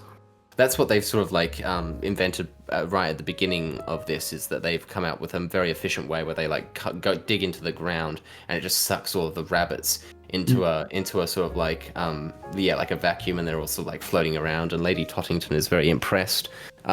Meanwhile, her like played by Ranulph Fiennes, a man who is also of like quite high noble gentry, he just wants to shoot them all. Yeah, he's just got He has a like gun. he's very like he's like a it's like a kind of like he's like a stereotypical like English gentleman. He looks like he's like just been out of like the Zulu war thing. Like, he's Yeah, got like the safari hat on and he's got like the bolt action rifle. and And like he's like khaki. Yeah, yeah, yeah, yeah. he's like in full khaki and he's got like a toupee and Mm, he's very big on hunting. yeah. And so he just wants to like He's very melodramatic and kind of like in like a very silly kind of way. He's very fun. yeah, he just wants to shoot all these rabbits basically. Mm. Anyway, Wallace realizes, I guess, that he can't just keep hundreds of rabbits in his basement, and so he comes up with a bold plan to use another invention of his, the mind manipulation omatic, to Hmm. basically program rabbits or re-educate rabbits into not liking vegetables. Um, so like the way the machine works is he like puts a rabbit down and puts like a thing over its head and puts a dome over his head, and then everything that he says will sort of like transfer into the rabbit's brain. But then he kicks over like a button or something, and like it sort of like goes wrong, and they like fumble, they switch the machine off quite quickly, and they get the rabbit away, and like it's a bit of a scare, but it doesn't seem like anything's quite gone wrong. Mm. But I, the one thing I want to say quickly is I'm not really sure Wallace quite thought through the humaneness of this plan, because if he programs rabbits to not eat vegetables, what exactly does he think they're going to eat? Cheese. Cheese, yeah, I guess. I mean, that would be kind of humane, but then they'd have a cheese shortage in town, and I'm not sure he would. I'm not sure he would do that, to be honest. That's sort of like the first bit of the movie. So we can talk about the first bit of the movie and then get into obviously the main like tension and conflict of the movie a bit later. But yeah, what do you think of like the early section of this movie? There's lots of funny jokes in this movie that I've noted down that I want to like sort of mention. But is there anything you want to talk about with these? No, I think for this movie, for me, the opening section and the ending section are the best, and maybe some of the best of the series. I really like the way they introduce all the characters. I mean, obviously, at this point, we're very well known to Wallace and Gromit, but even they still set up for like people who maybe have never seen them. They do set them up really, really well, and obviously outline their characters, and they also like big use of like the machines and whatnot. Like they obviously show how much they're like big inventors. The opening bit where they're getting ready to like they have this system in their house of like alarms, and like they got like all the people in the town have got like their own like alarm system, so like they can like tell where like a rabbit's attack has been. And so they go through this whole thing where they get into like it's real like Thunderbirds like in the sense that they go down these chutes and they get into this uniform, and then they have like a cup of tea and they like get in the van. Yeah, it's very cool and very fun. Yeah, I forgot about the flashing eyes on the portraits of all of the people in the village. That's a fun. That's a really fun visual. It's a fun visual system, and I like the setup of like Lady Tottingham and like like what is his name actually? Victor. It's Victor. Victor, sorry, you're right. I like both of those characters a lot. I like that they're kind of done in very like a melodramatic soap opera kind of style. It's very English. It's very like the kind of thing you'd see on like English TV. They were running 100 years ago. They're still running now. These dramas between people who are like the kind of style where they're all like it's like high society in a sense, and it's very fun how they're kind of parodies of these characters. You got this woman who's like she doesn't want to do any harm to the rabbits, and then you just like very like this kind of like it's kind of supposed to be like this macho man hunter type. It's all very fun and well done and played for laughs. And I like a lot of the opening section kind of like shows the town. And I like how it is very sure like English countryside town would be. Yeah. Like in its look as well, but also the people being like focused on like this is the biggest problem they've ever faced, is the fact that it's fun and kind of like poking fun at how quite insular towns can be and how like stuck in their ways they can be, and how like they've judge or assume people when Wallace kind of, and we'll talk about this a little bit when we go into the midsection where kind of Wallace slightly fails and then they all turn on him very quickly. Yeah, there is a lot of like small town drama and stuff like that. Yes, and I think that this early section of the movie really like makes very good use of the fact that they now have a lot of extra running time. There's a lot of like slow sort of like character and plot work going on here, and also just like a lot of time that they use to like be fun and funny. I love like you were saying, the establishment of like this small town setting. I love like the regional accents. It's always fun when you get like a piece of British media that isn't just sort of, or like a piece of media that's set in England that isn't just like sort of like one of the stereotypical English accents. You get sort of like a broad, actual like realistic spectrum of like English accents. It does a very good job of setting up all the things that you need to know and all the characters you need to know quite quickly, but also in a way that you wouldn't be able to do in a short film. I think this does this and the next film it does really help when they're now given a bigger run. Yeah, I like I just want to run through a few things that I found funny in this early section before we move Yes, on. yes, I love the name Anti-Pesto as their yeah. pest control business. I love in the very opening scene. There's this photo of an adorable little baby puppy Wallace and Gromit. Sorry, keep doing it. Gromit is a little puppy, and Wallace with this like full bushy beard and head Mm. of hair. He Um, looks straight out of like the 80s kind of, yeah, or yeah. like more 70s probably, but it's very funny. Yeah, it's very 70s. And then like there's some great lines. There's this the line "I'm just crackers about cheese." Yeah, Uh, the scene where like he's on the phone to Lady Toddy and he's like, "I can be there in an hour," and he like falls over, and she's like, "An hour? I can't wait an hour." yeah. Hmm. So funny. I love Victor's and Philip, his dog's character design. I love like the massive nose Victor has, and I Hmm. love the way that Philip like walks. Um, Yes. like He, he walks like a little arachnid.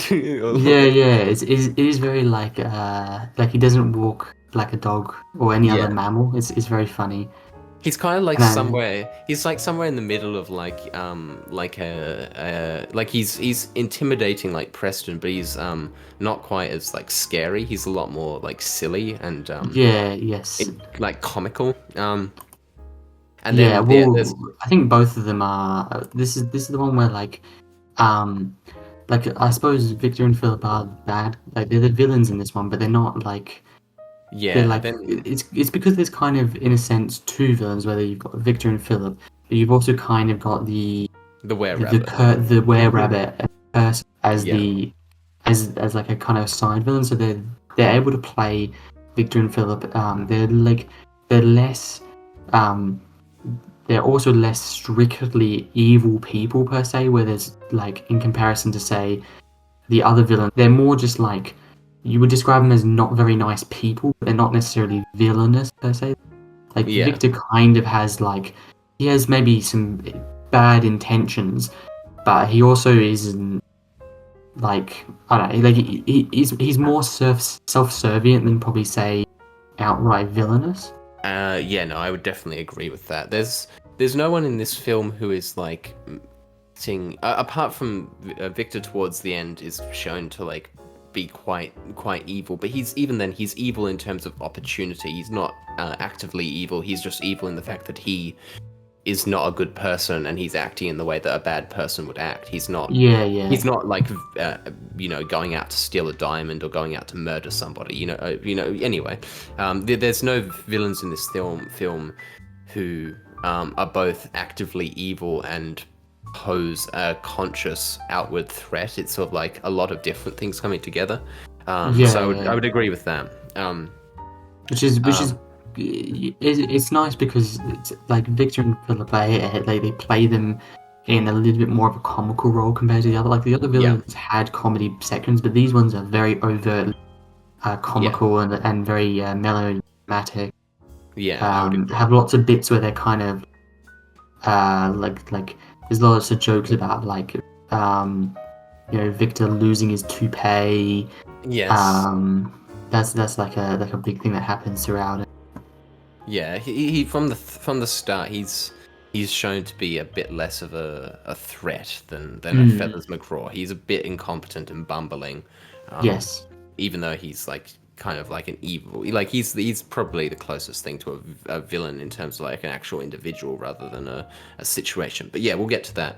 A few more things I want to mention.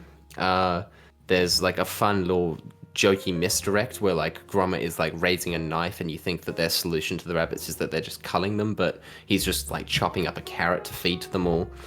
Mm-hmm. There's a funny joke where like when Wallace gets the idea to switch his like mind control machine and use that to like turn the rabbits into not eating vegetables, like a light bulb flashes up over his head, but it's like a light bulb that's actually in the scene Yeah. in the background. And yeah, also the rabbit, I think its name is Hatch, although I might need to check on that. Yeah, I'll say Hutch, Yeah. my bad. Yeah, the rabbit Hutch, which they like try and use as a test dummy for this experiment. After the experiment goes a little bit wrong, it looks kind of fucked up, and we learn why later. But Yeah, it's it's an like amazing slobbering. reveal. It's like slobbering and yeah, it's kind of like it looks like it has rabies basically. Hmm. Um, anyway, I think we're ready to get into like the meat of this film, the Yeah, actual. the middle section. Yeah. Um, so basically, there's like a priest like out in the graveyard, and he's like doing like late night work at the church, and he's like attacked in the church. Well, he's not really attacked, but he has like some vegetables in the church. Yeah. Um, and he's like working late there. Yeah, he's looking around and he keeps hearing noises, and then suddenly you get like this POV shot of this something charging at him, and him like it's another like pretty well executed horror scene. Like I've heard from a lot of people that watched this as a kid that it like freaked them out as a kid, and I can see why, And because it's perfectly done. Yeah. it definitely lands horror. Yeah. Yeah. Like there are plenty of horror movies that do horror worse than Wallace and Gromit does. And then after it attacks the priest, it like jumps through the window and attacks all of these gardens. It ravages a bunch of gardens and eats all of their Mm. vegetables. And then like all of the eyes start flashing in the living room and of Wallace and Gromit's house because they're all calling anti-pesto and like are fed up that they didn't protect them with their contraptions. Mm. And then there's this really cool transition where like the eyes behind them on their portraits turn into the eyes of the crowd in the background that are angry with them at the town meeting in the church. And yeah, that is sort of like the scene that marks the rising action. Like that's where things start going wrong for the characters in this movie. Mm. So basically, yeah, the police chief is like trying to order things out, and then the priest like starts talking about like the creature that attacked him and points to the massive were-rabbit shaped hole in the glass in the church glass, and he's talking about like the myth of the were-rabbit. Um, and then they're like, well, what are we gonna how are you guys gonna the angry mob are like, well, how are you guys gonna catch this how are you guys gonna catch this were-rabbit? And they're like, with a big trap. um and well, do you want to explain what their first trap is, Harry? Yeah. So. So they're like, so Wallace is like, his first idea is that so has this first bit where he's like, they all like Wallace and Gromit, yeah, they get in their like trapping van, where I guess it's just like the car that they repurpose and Yeah. everything, and then they've got this giant like rabbit woman. Yeah, it's like it's a massive rabbit, like massive. It's It's like like it's this got giant lipstick. rabbit. I love it. It's like it looks ridiculous and a bit freaky, and it's got like these like big red lips and these eyelashes and eyeliner. It's very silly, and there's this whole bit where like Gromit's doing like he's doing like a sexy dance because they're trying to Yeah. like entice the giant rabbit. It's so unbelievably. Yeah, it's a lot of fun. And then there's like a scene where they hit a bridge. They come to a bridge Yes. and it like knocks the rabbit over because it's so tall, and because Gromit is like controlling it inside the back of the van. He gets like pulled up to the roof of the van, and like there's a Gromit shaped like dent in the roof. Anyway, as Wallace goes to like go and fix and untangle it, there's like a spooky scene where Gromit is in the van alone, and he's like, there's like tense music playing, there's like fog, and he's like looking around and he's hearing noises. And then I guess that this is where like cogs probably start turning for most people, is that Wallace, as soon as Wallace goes off, the were-rabbit starts like going on another feast. And so, Gromit is trying to find Wallace, but he can't. So in the meantime, he just goes off on this chase scene. And there's like a really fun chase scene. I like the burrowing sequence where yeah, basically Gromit is able to get a rope around the were-rabbit, and the were-rabbit starts burrowing, and so the car gets dragged down through this massive rabbit tunnel. And there's all this like dirt splattering on the windscreen, and he has to put the wipers on. That's a lot of fun, that chase scene. After that, it's like the twist is like finally basically revealed, because it's the morning after Gromit goes home, and he like goes into Wallace's bedroom, and he's like surrounded by vegetables. um, as far as I can remember, anyway, that is how it goes, right? Um, Yeah, so that's basically the main bit, and then obviously, yeah. So at this point, you kind of understand and it's not fully revealed to the end, but towards the end, but you kind of understand that due to this the mind manipulation omatic, what's happened is you realize, and this is better understood a little bit further on when we see the opposite effect of it. But basically, like it's essentially like in a sense the mind of it and have been like swapped.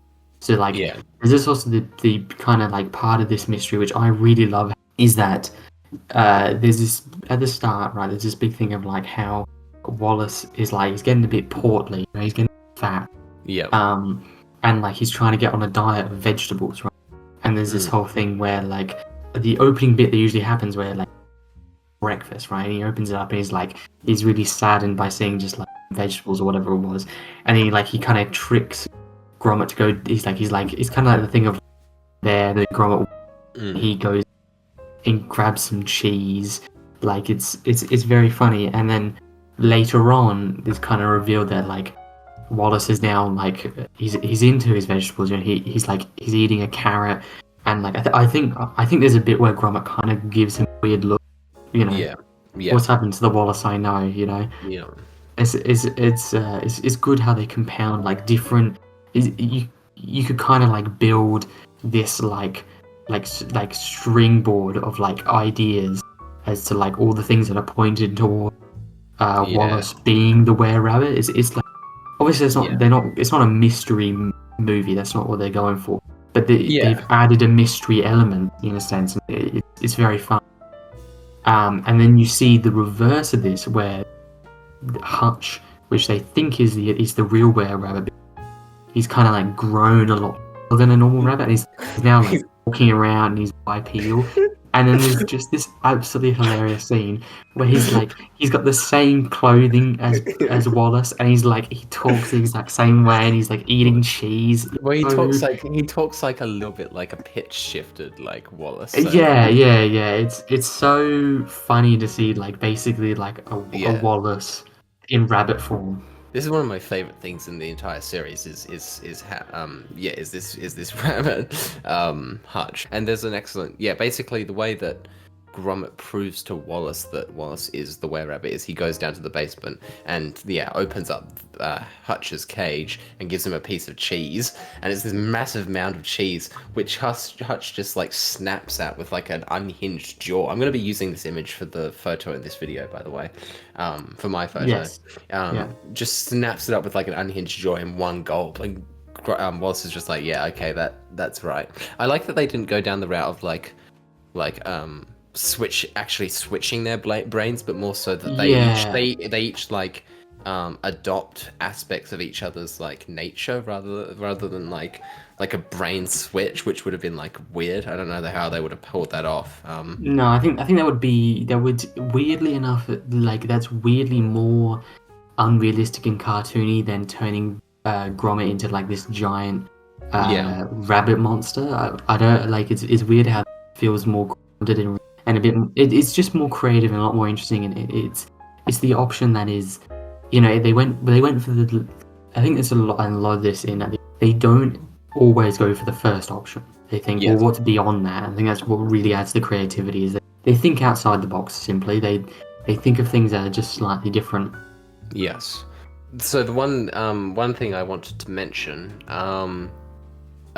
before we sort of like get into the later section of the movie, I guess the one thing that annoyed me, and it annoyed me more in this one than in the next one for whatever reason, is that I think that in feature length form, the fact that Gromit can't talk or communicate does become a little bit grating at certain points. It is a sort of like annoying plot element that a lot more could be, um, a lot of things could be wrapped up, or not wrapped up, but like achieved quite a bit quicker if Gromit could communicate with his voice. You know what I mean? Mm, Um, mm.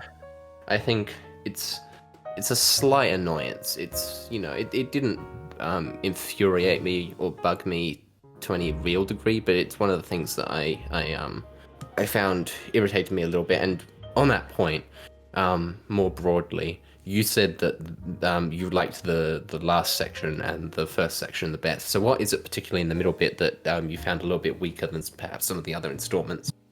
Like obviously, right? You've got this. It started up with all the characters, and then this kind of slowly starts to develop into the main bit, which is the were rabbit, right? That's probably basically the main start of the film. Is basically as soon as you get that scene with the vicar, is probably Mm. when the middle kind of really starts. And I think it starts to kind of lose its pace a bit in the middle. Yeah. Um, I think maybe the reveal could have been just a little bit more snappier, but I understand that they had a lot of things to juggle here, so it's probably fine that they may have had to slow some things down in order to get that conclusion. And I think the conclusion is really good. That final ending, especially the big action piece at the end, is really fun and really dynamic, and just the way it all ends is great. But yeah, I think in this middle bit, especially they kind of really realistically they do kind of two reveals in a sense. Like you Yeah. have the bit where they're going around in the van, right? And I don't think it's I don't know if I don't remember if it's explicitly revealed. It's probably not in such a way. It's not explicitly revealed Wallace is the were rabbit, but you basically have like you can put two and two together to understand that he's the were rabbit, right? By then you've probably basically worked it out. But then they have this next bit where he's in like he goes to Lady Tottingham's house and he's like talking there and they're hanging out, and then there's this suspense bit where they think that Wallace is going to transform into the were rabbit, and then like Gromit stops it. But then there's kind of the bit where they just are driving home, and then he turns into the were rabbit anyway, after having a bit of a confrontation with Victor. And that bit to me, just that whole scene, kind of felt a little bit weak. I don't know. Obviously, what they're trying to do is they're trying to have Victor know that Yeah. Wallace is the were rabbit, and that gives him a motivation to hunt. It gives more motivation to hunt the were rabbit. He was already going to do it. Yeah. He loves hunting and he wants to like look impressive, but now it's like because he sees Wallace as a rival, he now Yeah. really wants to hunt it, and like then he can it's basically a write-off way to Very kind of in a sense. specifically, sees him as a rival for Lady Tottington's affections. Yes. Yeah. And then obviously he learns about it, but I don't know. I think that scene in the woods, I don't love it. Like, Yeah. I think it's also a bit too. I know they draw a lot from horror, and I like that, but I also think that scene in the woods is a little bit too cliche. Yeah. And it feels Yeah. less now like an homage and more like a reference.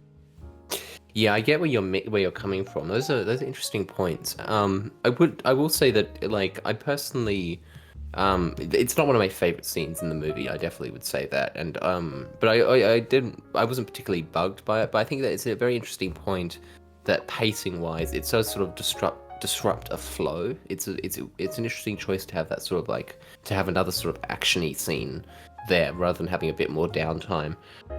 Yeah, But I this think that movie is also a little bit front loaded with action.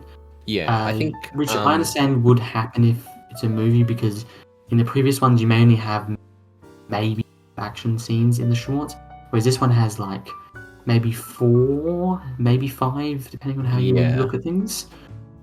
Which I do think just kind of action loads a little bit too much, and I don't think at any points it gets wacky action, but I do feel like this one can have points where it does slightly dip into the Looney Tunes a bit too much for me, Yeah. where it kind of loses its groundedness. Yeah, I would I definitely actually see where you're coming from, although it's not something that I really considered. Yeah. That's an interesting point.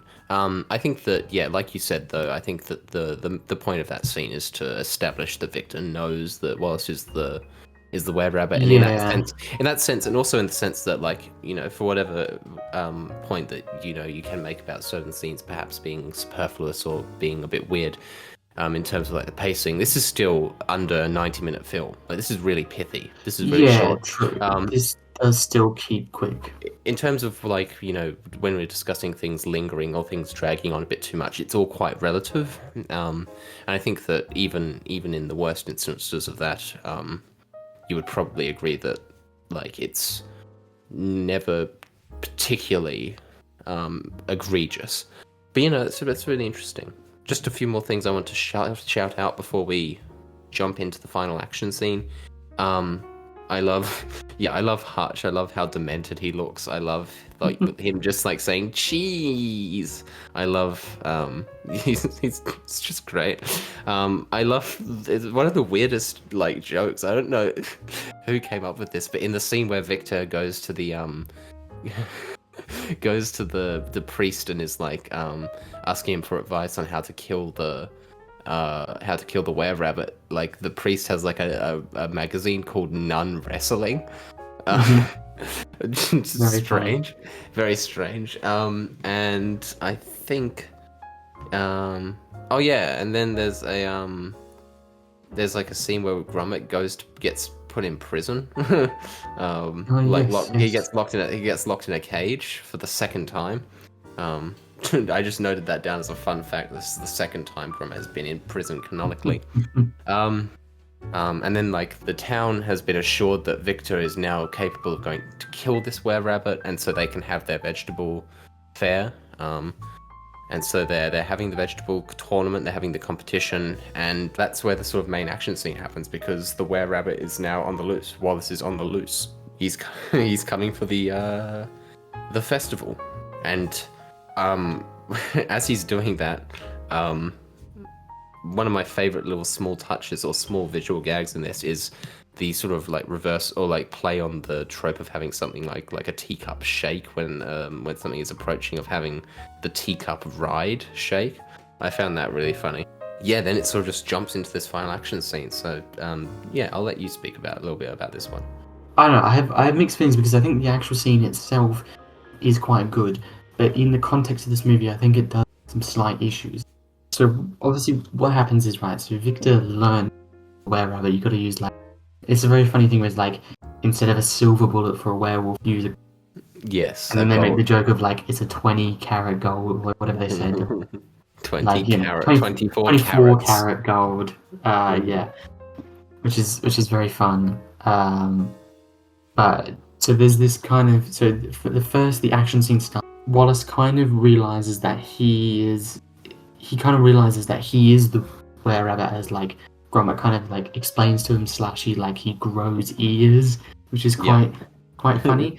And then there's the bit where the lady Tottenham, she comes over to his house. Like, there's this bit where he's, like, it's almost like his mouth is, like, doing things that he doesn't want to do, because, like, he closes the door on her, and then she does the final look back, and then, like, his head, like, slams into the window, and he's, like, doing, picking his tongue out. Yeah, he's, like, doing a funny face. It's quite cute and charming. And then obviously there's this bit. So obviously, as she leaves, Victor arrives with, like, his gun, and he's ready to, like, shoot him. And this is where the chase begins. So it's quite fun, where Gromit is in the lady rabbit costume, and then you've got Wallace as the were-rabbit chasing him, and then you've got Victor chasing both of them. There's this kind of, like, chase scene for a bit, and then eventually what happens is Wallace is the were-rabbit. He runs off to go to, like, as in he's, like, attracted to this fair because of all the vegetables. And then you've got Gromit and Hutch the rabbit like, driving in the van up. And then obviously Victor is also on his way there, kind of to, like, claim his prize, and he kind of uses the fairground, the giant vegetables that they've all gotten, which is a real thing in England. These things do exist, where there's giant vegetable competitions. It's so common, and he's gonna, like, use this as bait for the were-rabbit, and obviously it happens, and then you get this big chase scene where he's chasing him with his gun, firing, and he all his bullets go, and then he gets this like massive cannon and Yeah. puts the trophy of the competition, which is like this golden carry, he puts the golden gun, which is Yeah. very fun and intuitive. And whilst this is happening, there's this ongoing battle, and it's done really well. Where essentially it's very simple. You know, it's broken up into bits. You've got Gromit, who's having like this fight in these planes, like the plane ride with. He's having a dog fight. He's having a dog fight, yeah, which is very cool. They've got like ones in like Gromit's in this like it's like this British style Yeah. World War One plane, and the other one's German. It's very fun, and what I really like is that they're like, it's again, this is the kind of the fun thing is what I like about Wallace and Gromit is it is wacky and silly, but it still understands that this is still in some way happy form of reality. So eventually Wallace is able to actually get it into the air by going off this jump, which I quite like. And whilst this is happening, on the opposite, you've got it's a King Kong. Yeah, it's King Kong. It's King Kong, and this is kind of where I'm gonna. I think I'll do this once we finish the.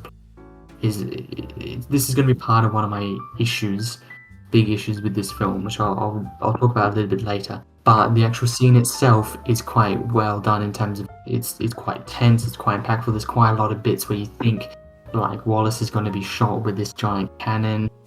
So as an action set piece, it is really fun and very vibrant and very interesting. Yeah. A couple more things I want to shout out before we get into like I guess like sort of final discussions. There's a fun scene where Gromit is riding on his like prize marrow. He's been growing for the entire film for the competition. He's like riding around on that. That's before the plane sequence. And then they hop into these like toy planes and they're riding them around. And there's a fun little gag where like they're riding in one, and then like obviously they're coin operated, so it runs out of like steam, and they have to like put coins in, and they're like negotiating who has coins, and then, it's kind of like silly, but that was funny. It's funny. And then one of the other things that annoyed me, and it's a short list, but one of the other things that annoyed me is when they're setting up this dogfight like bit, and they're both getting into these planes. They sort of zoom in on the fact that the amusement ride they're taking these planes from is called Dogfight. I don't think they needed to do that. Like, I think you get the joke. But it's a pretty small nitpick. I guess I'll sort of like wrap up the plot. So the golden carrot is like fired towards Wallace as the were-rabbit, and then what happens after that? Like, how is that? Gromit, because Gromit flies in, because this is the bit where they're like, is it all happening in this big mansion, right? Basically, and they go onto like the roof of the mansion again, very King Kong style. But while that's happening, the two dogs are like they're only like they're skirting. It's like they're kind of like some sticky that bit that's like sticking out of the mansion.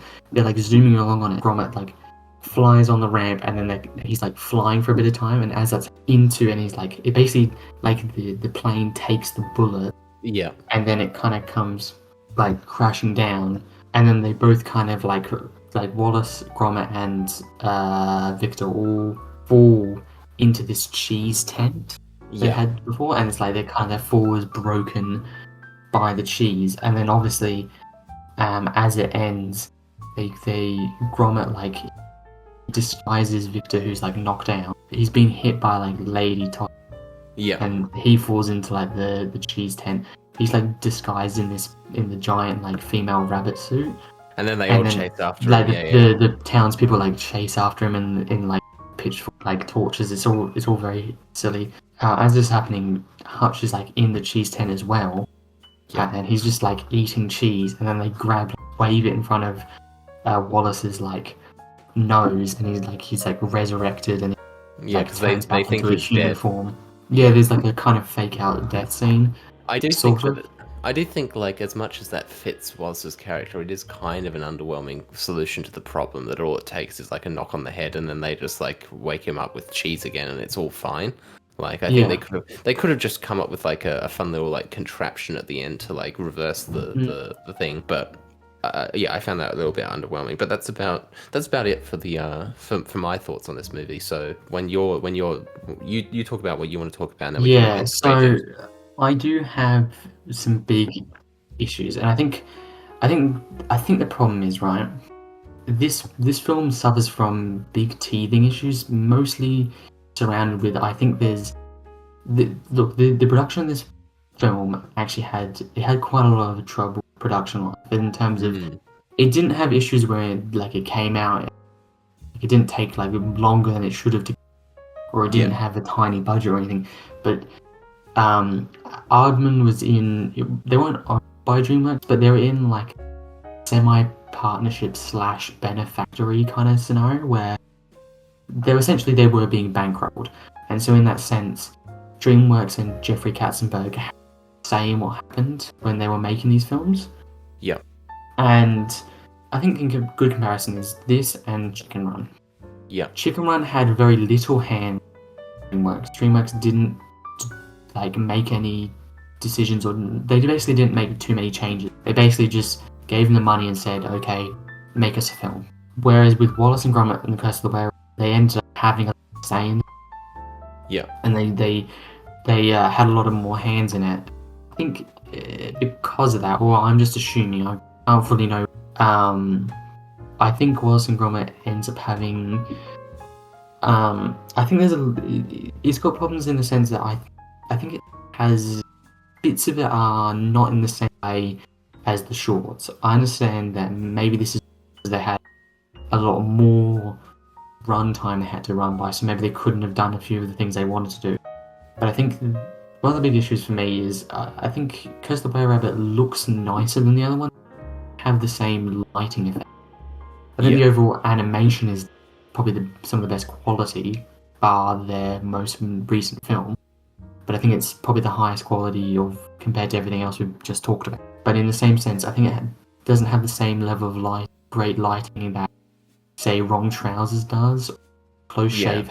Both of those have really amazing. For example, the bit where in Wrong Trousers where Gromit kind of he leaves the house, and there's this great scene where like you've got him, he's in his raincoat and he's looking out on the house whilst pouring down with rain. It's like torrential, but it's just such amazing the way they've made this dark and gloomy. It's very emotive to look, and but Gromit is still like you can very clearly see him, and you very like the light is done in a way that almost isolated. They've made light look yeah, isolating, where he looks like he's like this like pin. He's basically like this tiny little pin in this big sea of like rain and like yeah, gloom, and it's like you can feel what he's feeling. You know, he yeah, feels like he's losing his best friend. Um, Whereas I feel like Where Rabbit doesn't. I don't think it has that same level of emotion to it. mm, I don't. There's not really any bits where like it's more suspenseful or action based where Gromit has to figure out, okay, how do I stop Wallace being shot? But there's less of that bit where he's kind of like he in some way feels like he.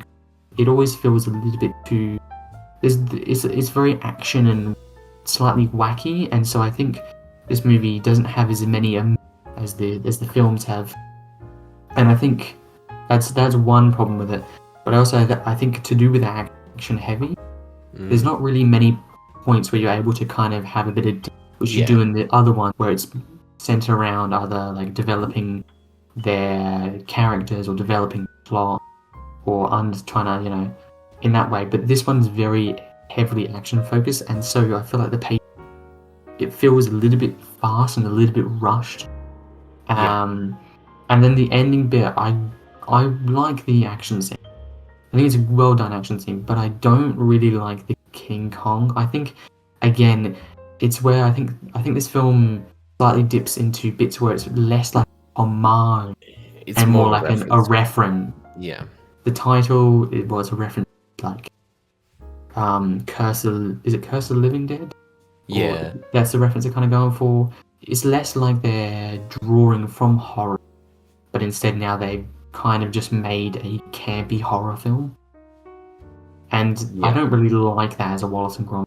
concept. I think Yeah. again, I like when they draw an element of what is already just kind of like a silly, wacky cartoon, or uh, whereas this one's very overtly horror. Mm. Comment on like cartoon aspect. I also do think this one's dialed up a little bit more. It's a little bit less grounded in Yeah. reality. I think obviously the biggest thing you can point out to this one has a monster in it compared to the other ones. Feathers McGraw, he's just a clever penguin. Preston, he's like He's a yeah, mechanical mutt. he's just kind of like when you really break it down, he's just a robot. Yeah. And Pyle is just a woman who murders. Whereas this one's like it's a werewolf equivalent. Yeah. So I think in this one it's lost a little bit of what made Wallace and Gromit so special, and it's become a little bit like I don't want to say it's fully because that would be a bit of a disservice, but I think it has slightly become a bit Hollywood-like and a little bit too commercialized for my liking too. Yeah, I definitely see where you're coming from. I think there is sort of like it's not nearly as bad as it could be, but there's definitely No. there is some sort of like vague hints of maybe outside interference and maybe just sort of generally appealing to a broader audience. Yes. Yeah. I think that for the most part they do it well, but there are certain aspects of it where like some of the very like unique individual things of Wallace and Gromit are not always there. Like I think it's still in this movie. Yeah. I would say that this is still like a very faithful and a very Oh yeah. like like there's nothing in here that's like egregiously against what Wallace and Gromit is or that is missing from what Wallace and Gromit is. But I would agree that there are aspects of it that are appealing to a broader audience, maybe trying to maybe where DreamWorks is interfering a little bit. But I think in that regard, it's there are cases of that happening that are far more egregious than this. And I think that overall, it's still for me a very, very enjoyable experience, a very, very enjoyable Wallace and Gromit experience. That is a bit more of a bit of a diversion from the usual formula, but it's still ultimately quite solid. So yeah, do you want to jump into ratings for this one? Yeah, I'm gonna give this. I think. Well, I think actually this, hang on? You go ahead. If you want to go Can first, you go ahead. can I predict what you're going to give it? I'm sure. Go ahead. I'm predicting that you're going to give it like a 7.5. I was thinking just ever so slightly higher, at more of an 8. Interesting. Yeah. Yeah. This is like this is another 9 for me. They're not sinking lower than a 9. I'm just going to say that right now. Okay. Vengeance Most Foul. This is the latest installment in the series. Came out. So when was the last one? 16 years after Matter of Loaf and Death. It's the second feature film. Came out last year. It was, I believe, a collaboration with Netflix, or it was released with Netflix. Yes. It's the first release in the series without Peter Sallis, who was the longtime voice of Wallace, who he passed away about 8 or 9 years ago. I think he was about 96, so he had a good life, Peter Sallis, but it's obviously sad to lose the original voice of Wallace. Although I think his new replacement nails it, basically. Like, I couldn't really tell. Yeah. I would honestly not be able to tell. Yeah. No. And yeah, this is basically the plot of this film is that it's kind of a sequel. It's the first sequel in the series. Is in that it's kind of a sequel to Wrong Trousers. In that we get the return of Feathers McGraw, who utilizes a new invention of Wallace's to attempt to once again to steal the diamond. And that is a broad overview, a broad summary. I'm just gonna let's just go through this from start to finish. So, obviously we start with Feathers in prison. He gets life. Yes. He gets life in prison, which I guess is not that long for a penguin, but he gets a life imprisonment. He's interred at the fucking zoo. And he's like doing like push-ups in prison. He's like working out. Just from the word go, he has like an excellent presence here. It's a lot of fun to see him back. Mm, I'm mm. kind of annoyed. I knew through a friend of mine that he would be back in this one. And so I kind of wish that I didn't know that reveal. But oh well, what are you gonna do? It's it's kind of legendary. He's back Mm. here. Um, and yeah, like the main sort of like establishment for the way direction this plot goes is that in order to help out around the house, Wallace has developed a robot gnome called Norbot that does tasks for you. You know, helps what quote unquote helps Gromit out with his garden, but essentially ruins the garden and turns it into a Minecraft garden. Um, Yeah. um, It's very like Beverly Hills style garden.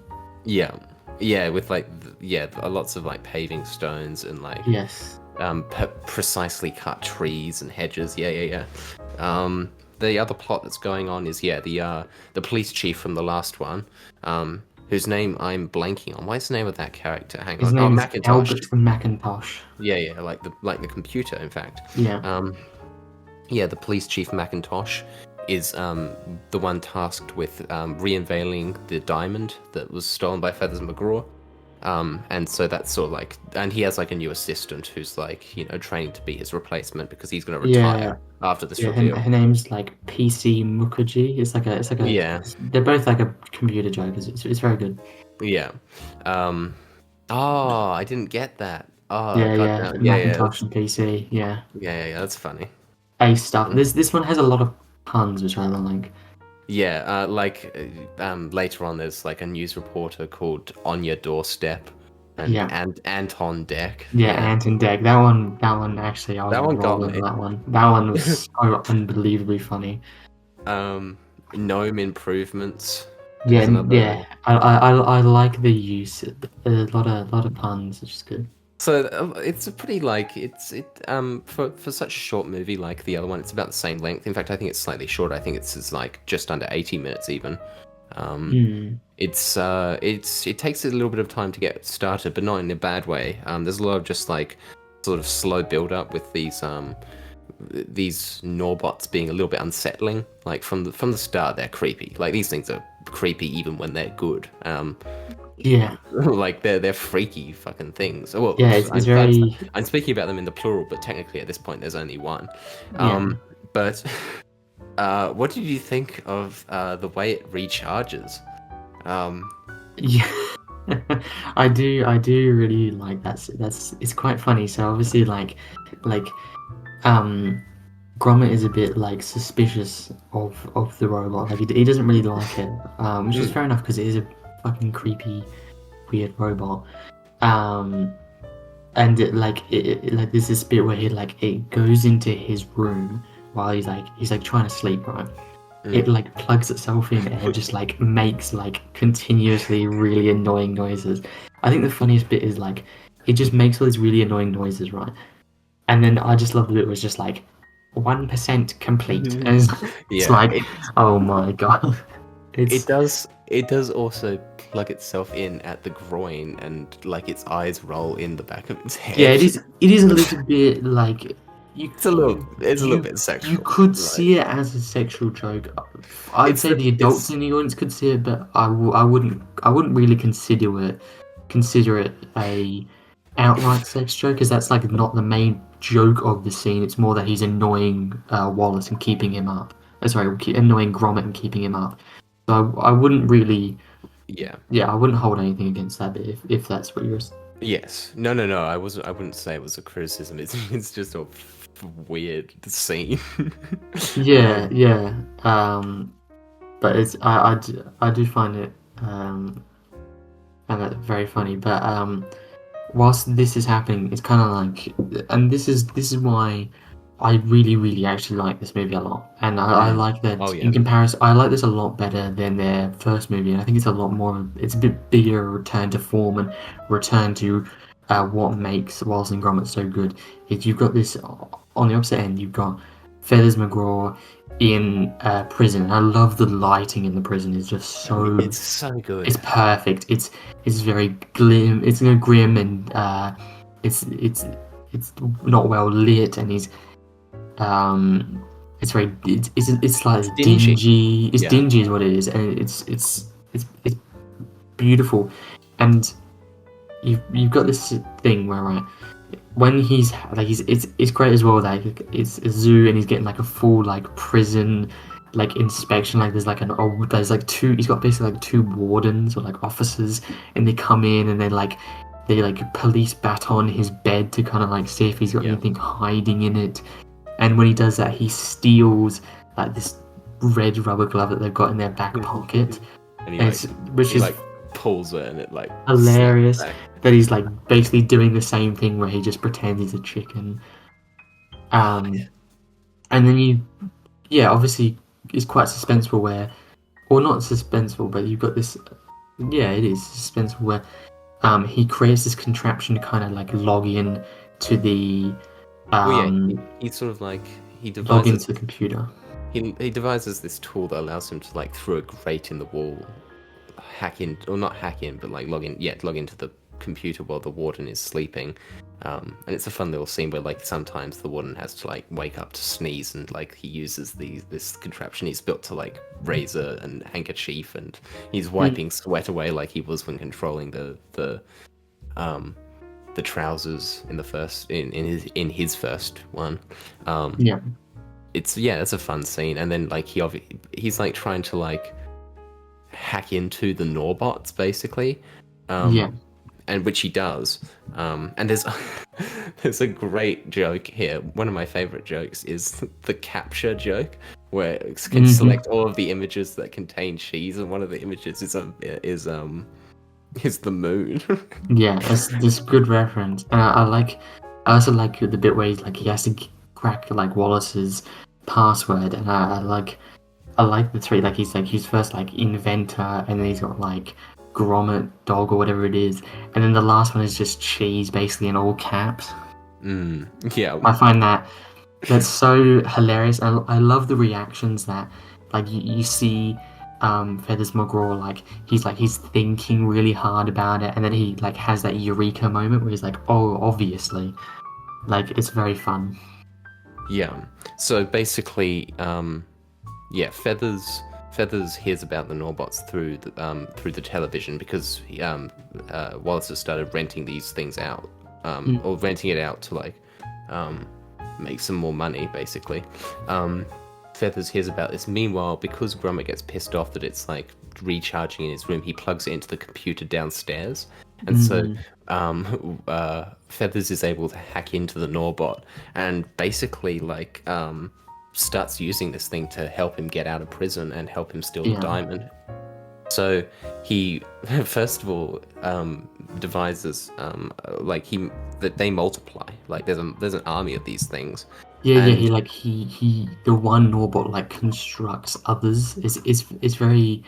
I like again another thing about how amazing visuals and lighting. Like oh yeah. I like the kind of like the workshop he almost creates with. It is like it's almost like a factory of just like it's like a robot army he's kind of making almost.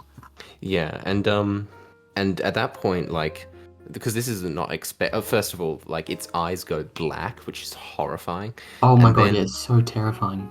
and then there's like Wallace, who is usually like really oblivious to these things. Even he is like taken aback when he sees this army of them. He's like, "That's not right." But you know, he puts it out of mind soon enough. So yeah, he gets over his fear pretty quickly. And then there's a sequence that I can only really describe as like bone chilling, where Gromit sneaks into the basement to check on these things and see what they're doing, and they're building a contraption of some kind that you can't quite like. Basically, they've stolen all of these things that they've from the neighbors that and they're all like pissed off. They're like, "What? We rented these things from you to help us, and they've stolen all this stuff." So Gromit goes down to check, and he steps on this rubber duck and looks up, and there's like 20 of them staring back at him with these black eyes, and I fucking gasped when I saw that shot. Slightly terrifying in the best kind of way. Yeah, no, it's great, but it's like straight up horror. Like it's terrifying. Um, yeah, what happens after that? Because you've probably watched this more recently than me, so remind me Yeah, so there's where it goes. basically this is all coming to while this is all happening. You've kind of got the B plot. Well, it's actually maybe more of a C plot. There's probably three plots here. So this is kind of the C plot. Is you've got the two you also got like the police chief and then kind of like the like police officer and the what's happening is they're gonna have a reveal of the diamond, which I find it slightly comical that they just chose to call it the blue diamond. Like it's got no special name to it. It's very funny, but basically they're preparing this big reveal, and then there's this kind of banter between the two, where you've got the young police officer who wants to look into the investigation and like trying to find clues about it, and then you got the police chief who's just like all he cares about is like going to this event, and then he's just like I'm out of don't here. it's so funny the bit where he's just like don't trust any those like facts or don't go searching for any ideas. Just believe what your gut says. Like, Yeah. it's very funny. And while this is happening, obviously, there's this big thing of like essentially Fez McGrath trying to frame Wallace as like stealing people's things. Like, there's this whole bit where like all like the Norbot army goes out to um like do people's gardens. And whilst this is happening, they just like steal like loads of like there's this bit where Yeah. like this one woman comes back and like her entire shed's gone. It's very very funny. And while this is all happening, the two police officers basically, uh, and this is the final action piece, and this is why I kind of really like this film, is it only has basically one action piece. It's right at the end, Yeah. and that's it. I think this one has a lot more downtime, and I think pacing wise, this is the best one out of all of them. I feel like it doesn't feel too rushed. It doesn't feel too heavy of one thing. It's very well balanced. I think this movie it's never too much of one thing, and it never lingers on anything for too long. Nor does it feel like it's just blasting past things. So we basically we're at this final chase scene, right? Because it got this thing of Wallace. They think Wallace has stolen all these guarding implements and whatnot, but then they also think he's stolen the blue diamond, as it's Mm. revealed at this social event that the diamond is being switched for like a turnip. Mm. So then we're ending with this final thing where um, Feathers McGrath is fleeing, Wallace and Gromit are trying to catch him, and also to like fix all the Norbots, and then they're also being chased by the two police officers. So it's very fun Yeah, with this kind of like there's a lot of elements to this chase at the end. there's a lot of interlinking action, and then there's a great, there's this Yes. amazing sequence where Gromit is watching from like a tree as the Norbots rise with this submarine that they've built. Because basically he has a tracker of them, and Yeah. he keeps going down these like dark, foggy alleyways where like they keep coming at him. It's like an alien scene, and then like they pass by him, and he realizes they're in the sewers. And Yeah. they sneak into the zoo and they rise up from the sewers and meet Feathers McGraw there, and he's got this like seal that he's patting, Mm-hmm. like he's a Bond villain with his cat, Yeah. and he's sitting in this like chair. And like the lighting there is exceptional too. It's so good. Oh my god, this fucking series, man. I could gush so much. Um, you know, straight great stuff. And then then he like fucking and the seal is adorable, by the way, the thing he's patting. Mm-hmm. And then there's like as he's like climbing the submarine, they're like all saluting him, and one of them playing the bagpipes, and he just fucking whacks it. He does not give a fuck. Yeah, and then Gromit like falls into a cage with a lion because he like gets found out by one of the Norbots, and the Norbot falls in Yeah. with him, and this is like one of the switching point, or like one. Yes. This is ultimately one of the solutions is that the falling means that they get reprogrammed, and so it like it like shaves the lion and gives it like a fucked up trim, um, Yes. um, and then God, I wrote down Feathers has so much aura. And he does. He's got so much aura. I love him He drinking does, yeah, yeah. his world's best boss mug. Hmm. Just so many great things. Just what a legend of the game. Yeah. And then it turns into a pretty like long chase sequence where like it's Yeah, like I think yeah, like the bike gets involved earlier from the bike from Close Shave. yeah, There's yeah, and it turns into like they get onto this. You can jump in if I'm missing anything, but they get onto these canal boats, and yes. they're like chasing one another. Feathers McGraw has his like army of Norbots and the Diamond, and meanwhile, Gromit and Wallace are on the other boat, and they're trying to like chase them down. And then the police come, and they finally realize that who is the actual villain here. Hmm. And then they come up with this invention that like fires boots at Oh the Norbot, yes. which has some like funny jokes that come out of it, like rebooting, ha ha ha, give it more Mm, welly. yeah. And then then there's a then there's a chase. There's a cameo. Did you pick up on this cameo, Harry? Um, From a very significant figure. which It's the it's the the it's the farmer from Shaun the Sheep makes Oh a yes, makes yes. Sorry, yeah. I slightly forgot about that. But they do have the I don't remember what his name is, but they have that farmer guy from Shaun the Sheep. yeah, Because he's got like loading in some vegetables in his truck, and it gets yeah, and he like like grumbles at sent. them. Yeah, it is very it's very cute. And then there's like the final action set piece where these like ships get like they go over this like quite large towering canal, um, like what do you call it, bridge, and then one of the ships gets like rotated, and there's like a tense scene where Feathers is negotiating with Gromit based on weight balance because one of them has the diamond. Gromit has the diamond, that is, and Feathers is like, well, if you give me the diamond, then I'll, so he does that, and then Feathers like jumps off with like an umbrella, but then he like, oh my god, he's so fucking cool. They he like flips this umbrella and then like salutes and jumps off and uses it to parachute down. It's very Um, Bond-like. So I think the great thing about him is he slightly feels like a Bond villain. yeah, Feathers McGraw. he definitely does. And then Yeah. like the twist reveal is that uh while the Gromit swapped out the diamond and the turnip. So, Yes. Feathers gets away, but he only has the turnip. I hope we Yeah. see him again someday. um, Well, apparently he's somewhere in Yorkshire because that's where he yeah, yeah. escaped to. So Yorkshire border, no parking with, yeah. with the G cut off. So funny. Well, There's, that is how they speak. That is, yeah, true. There's a funny joke that when Gromit is saved from falling by the Norbots, Wallace makes some like funny joke about like a funny like quip about embracing technology because they're literally hugging. Ha ha ha. Mhm.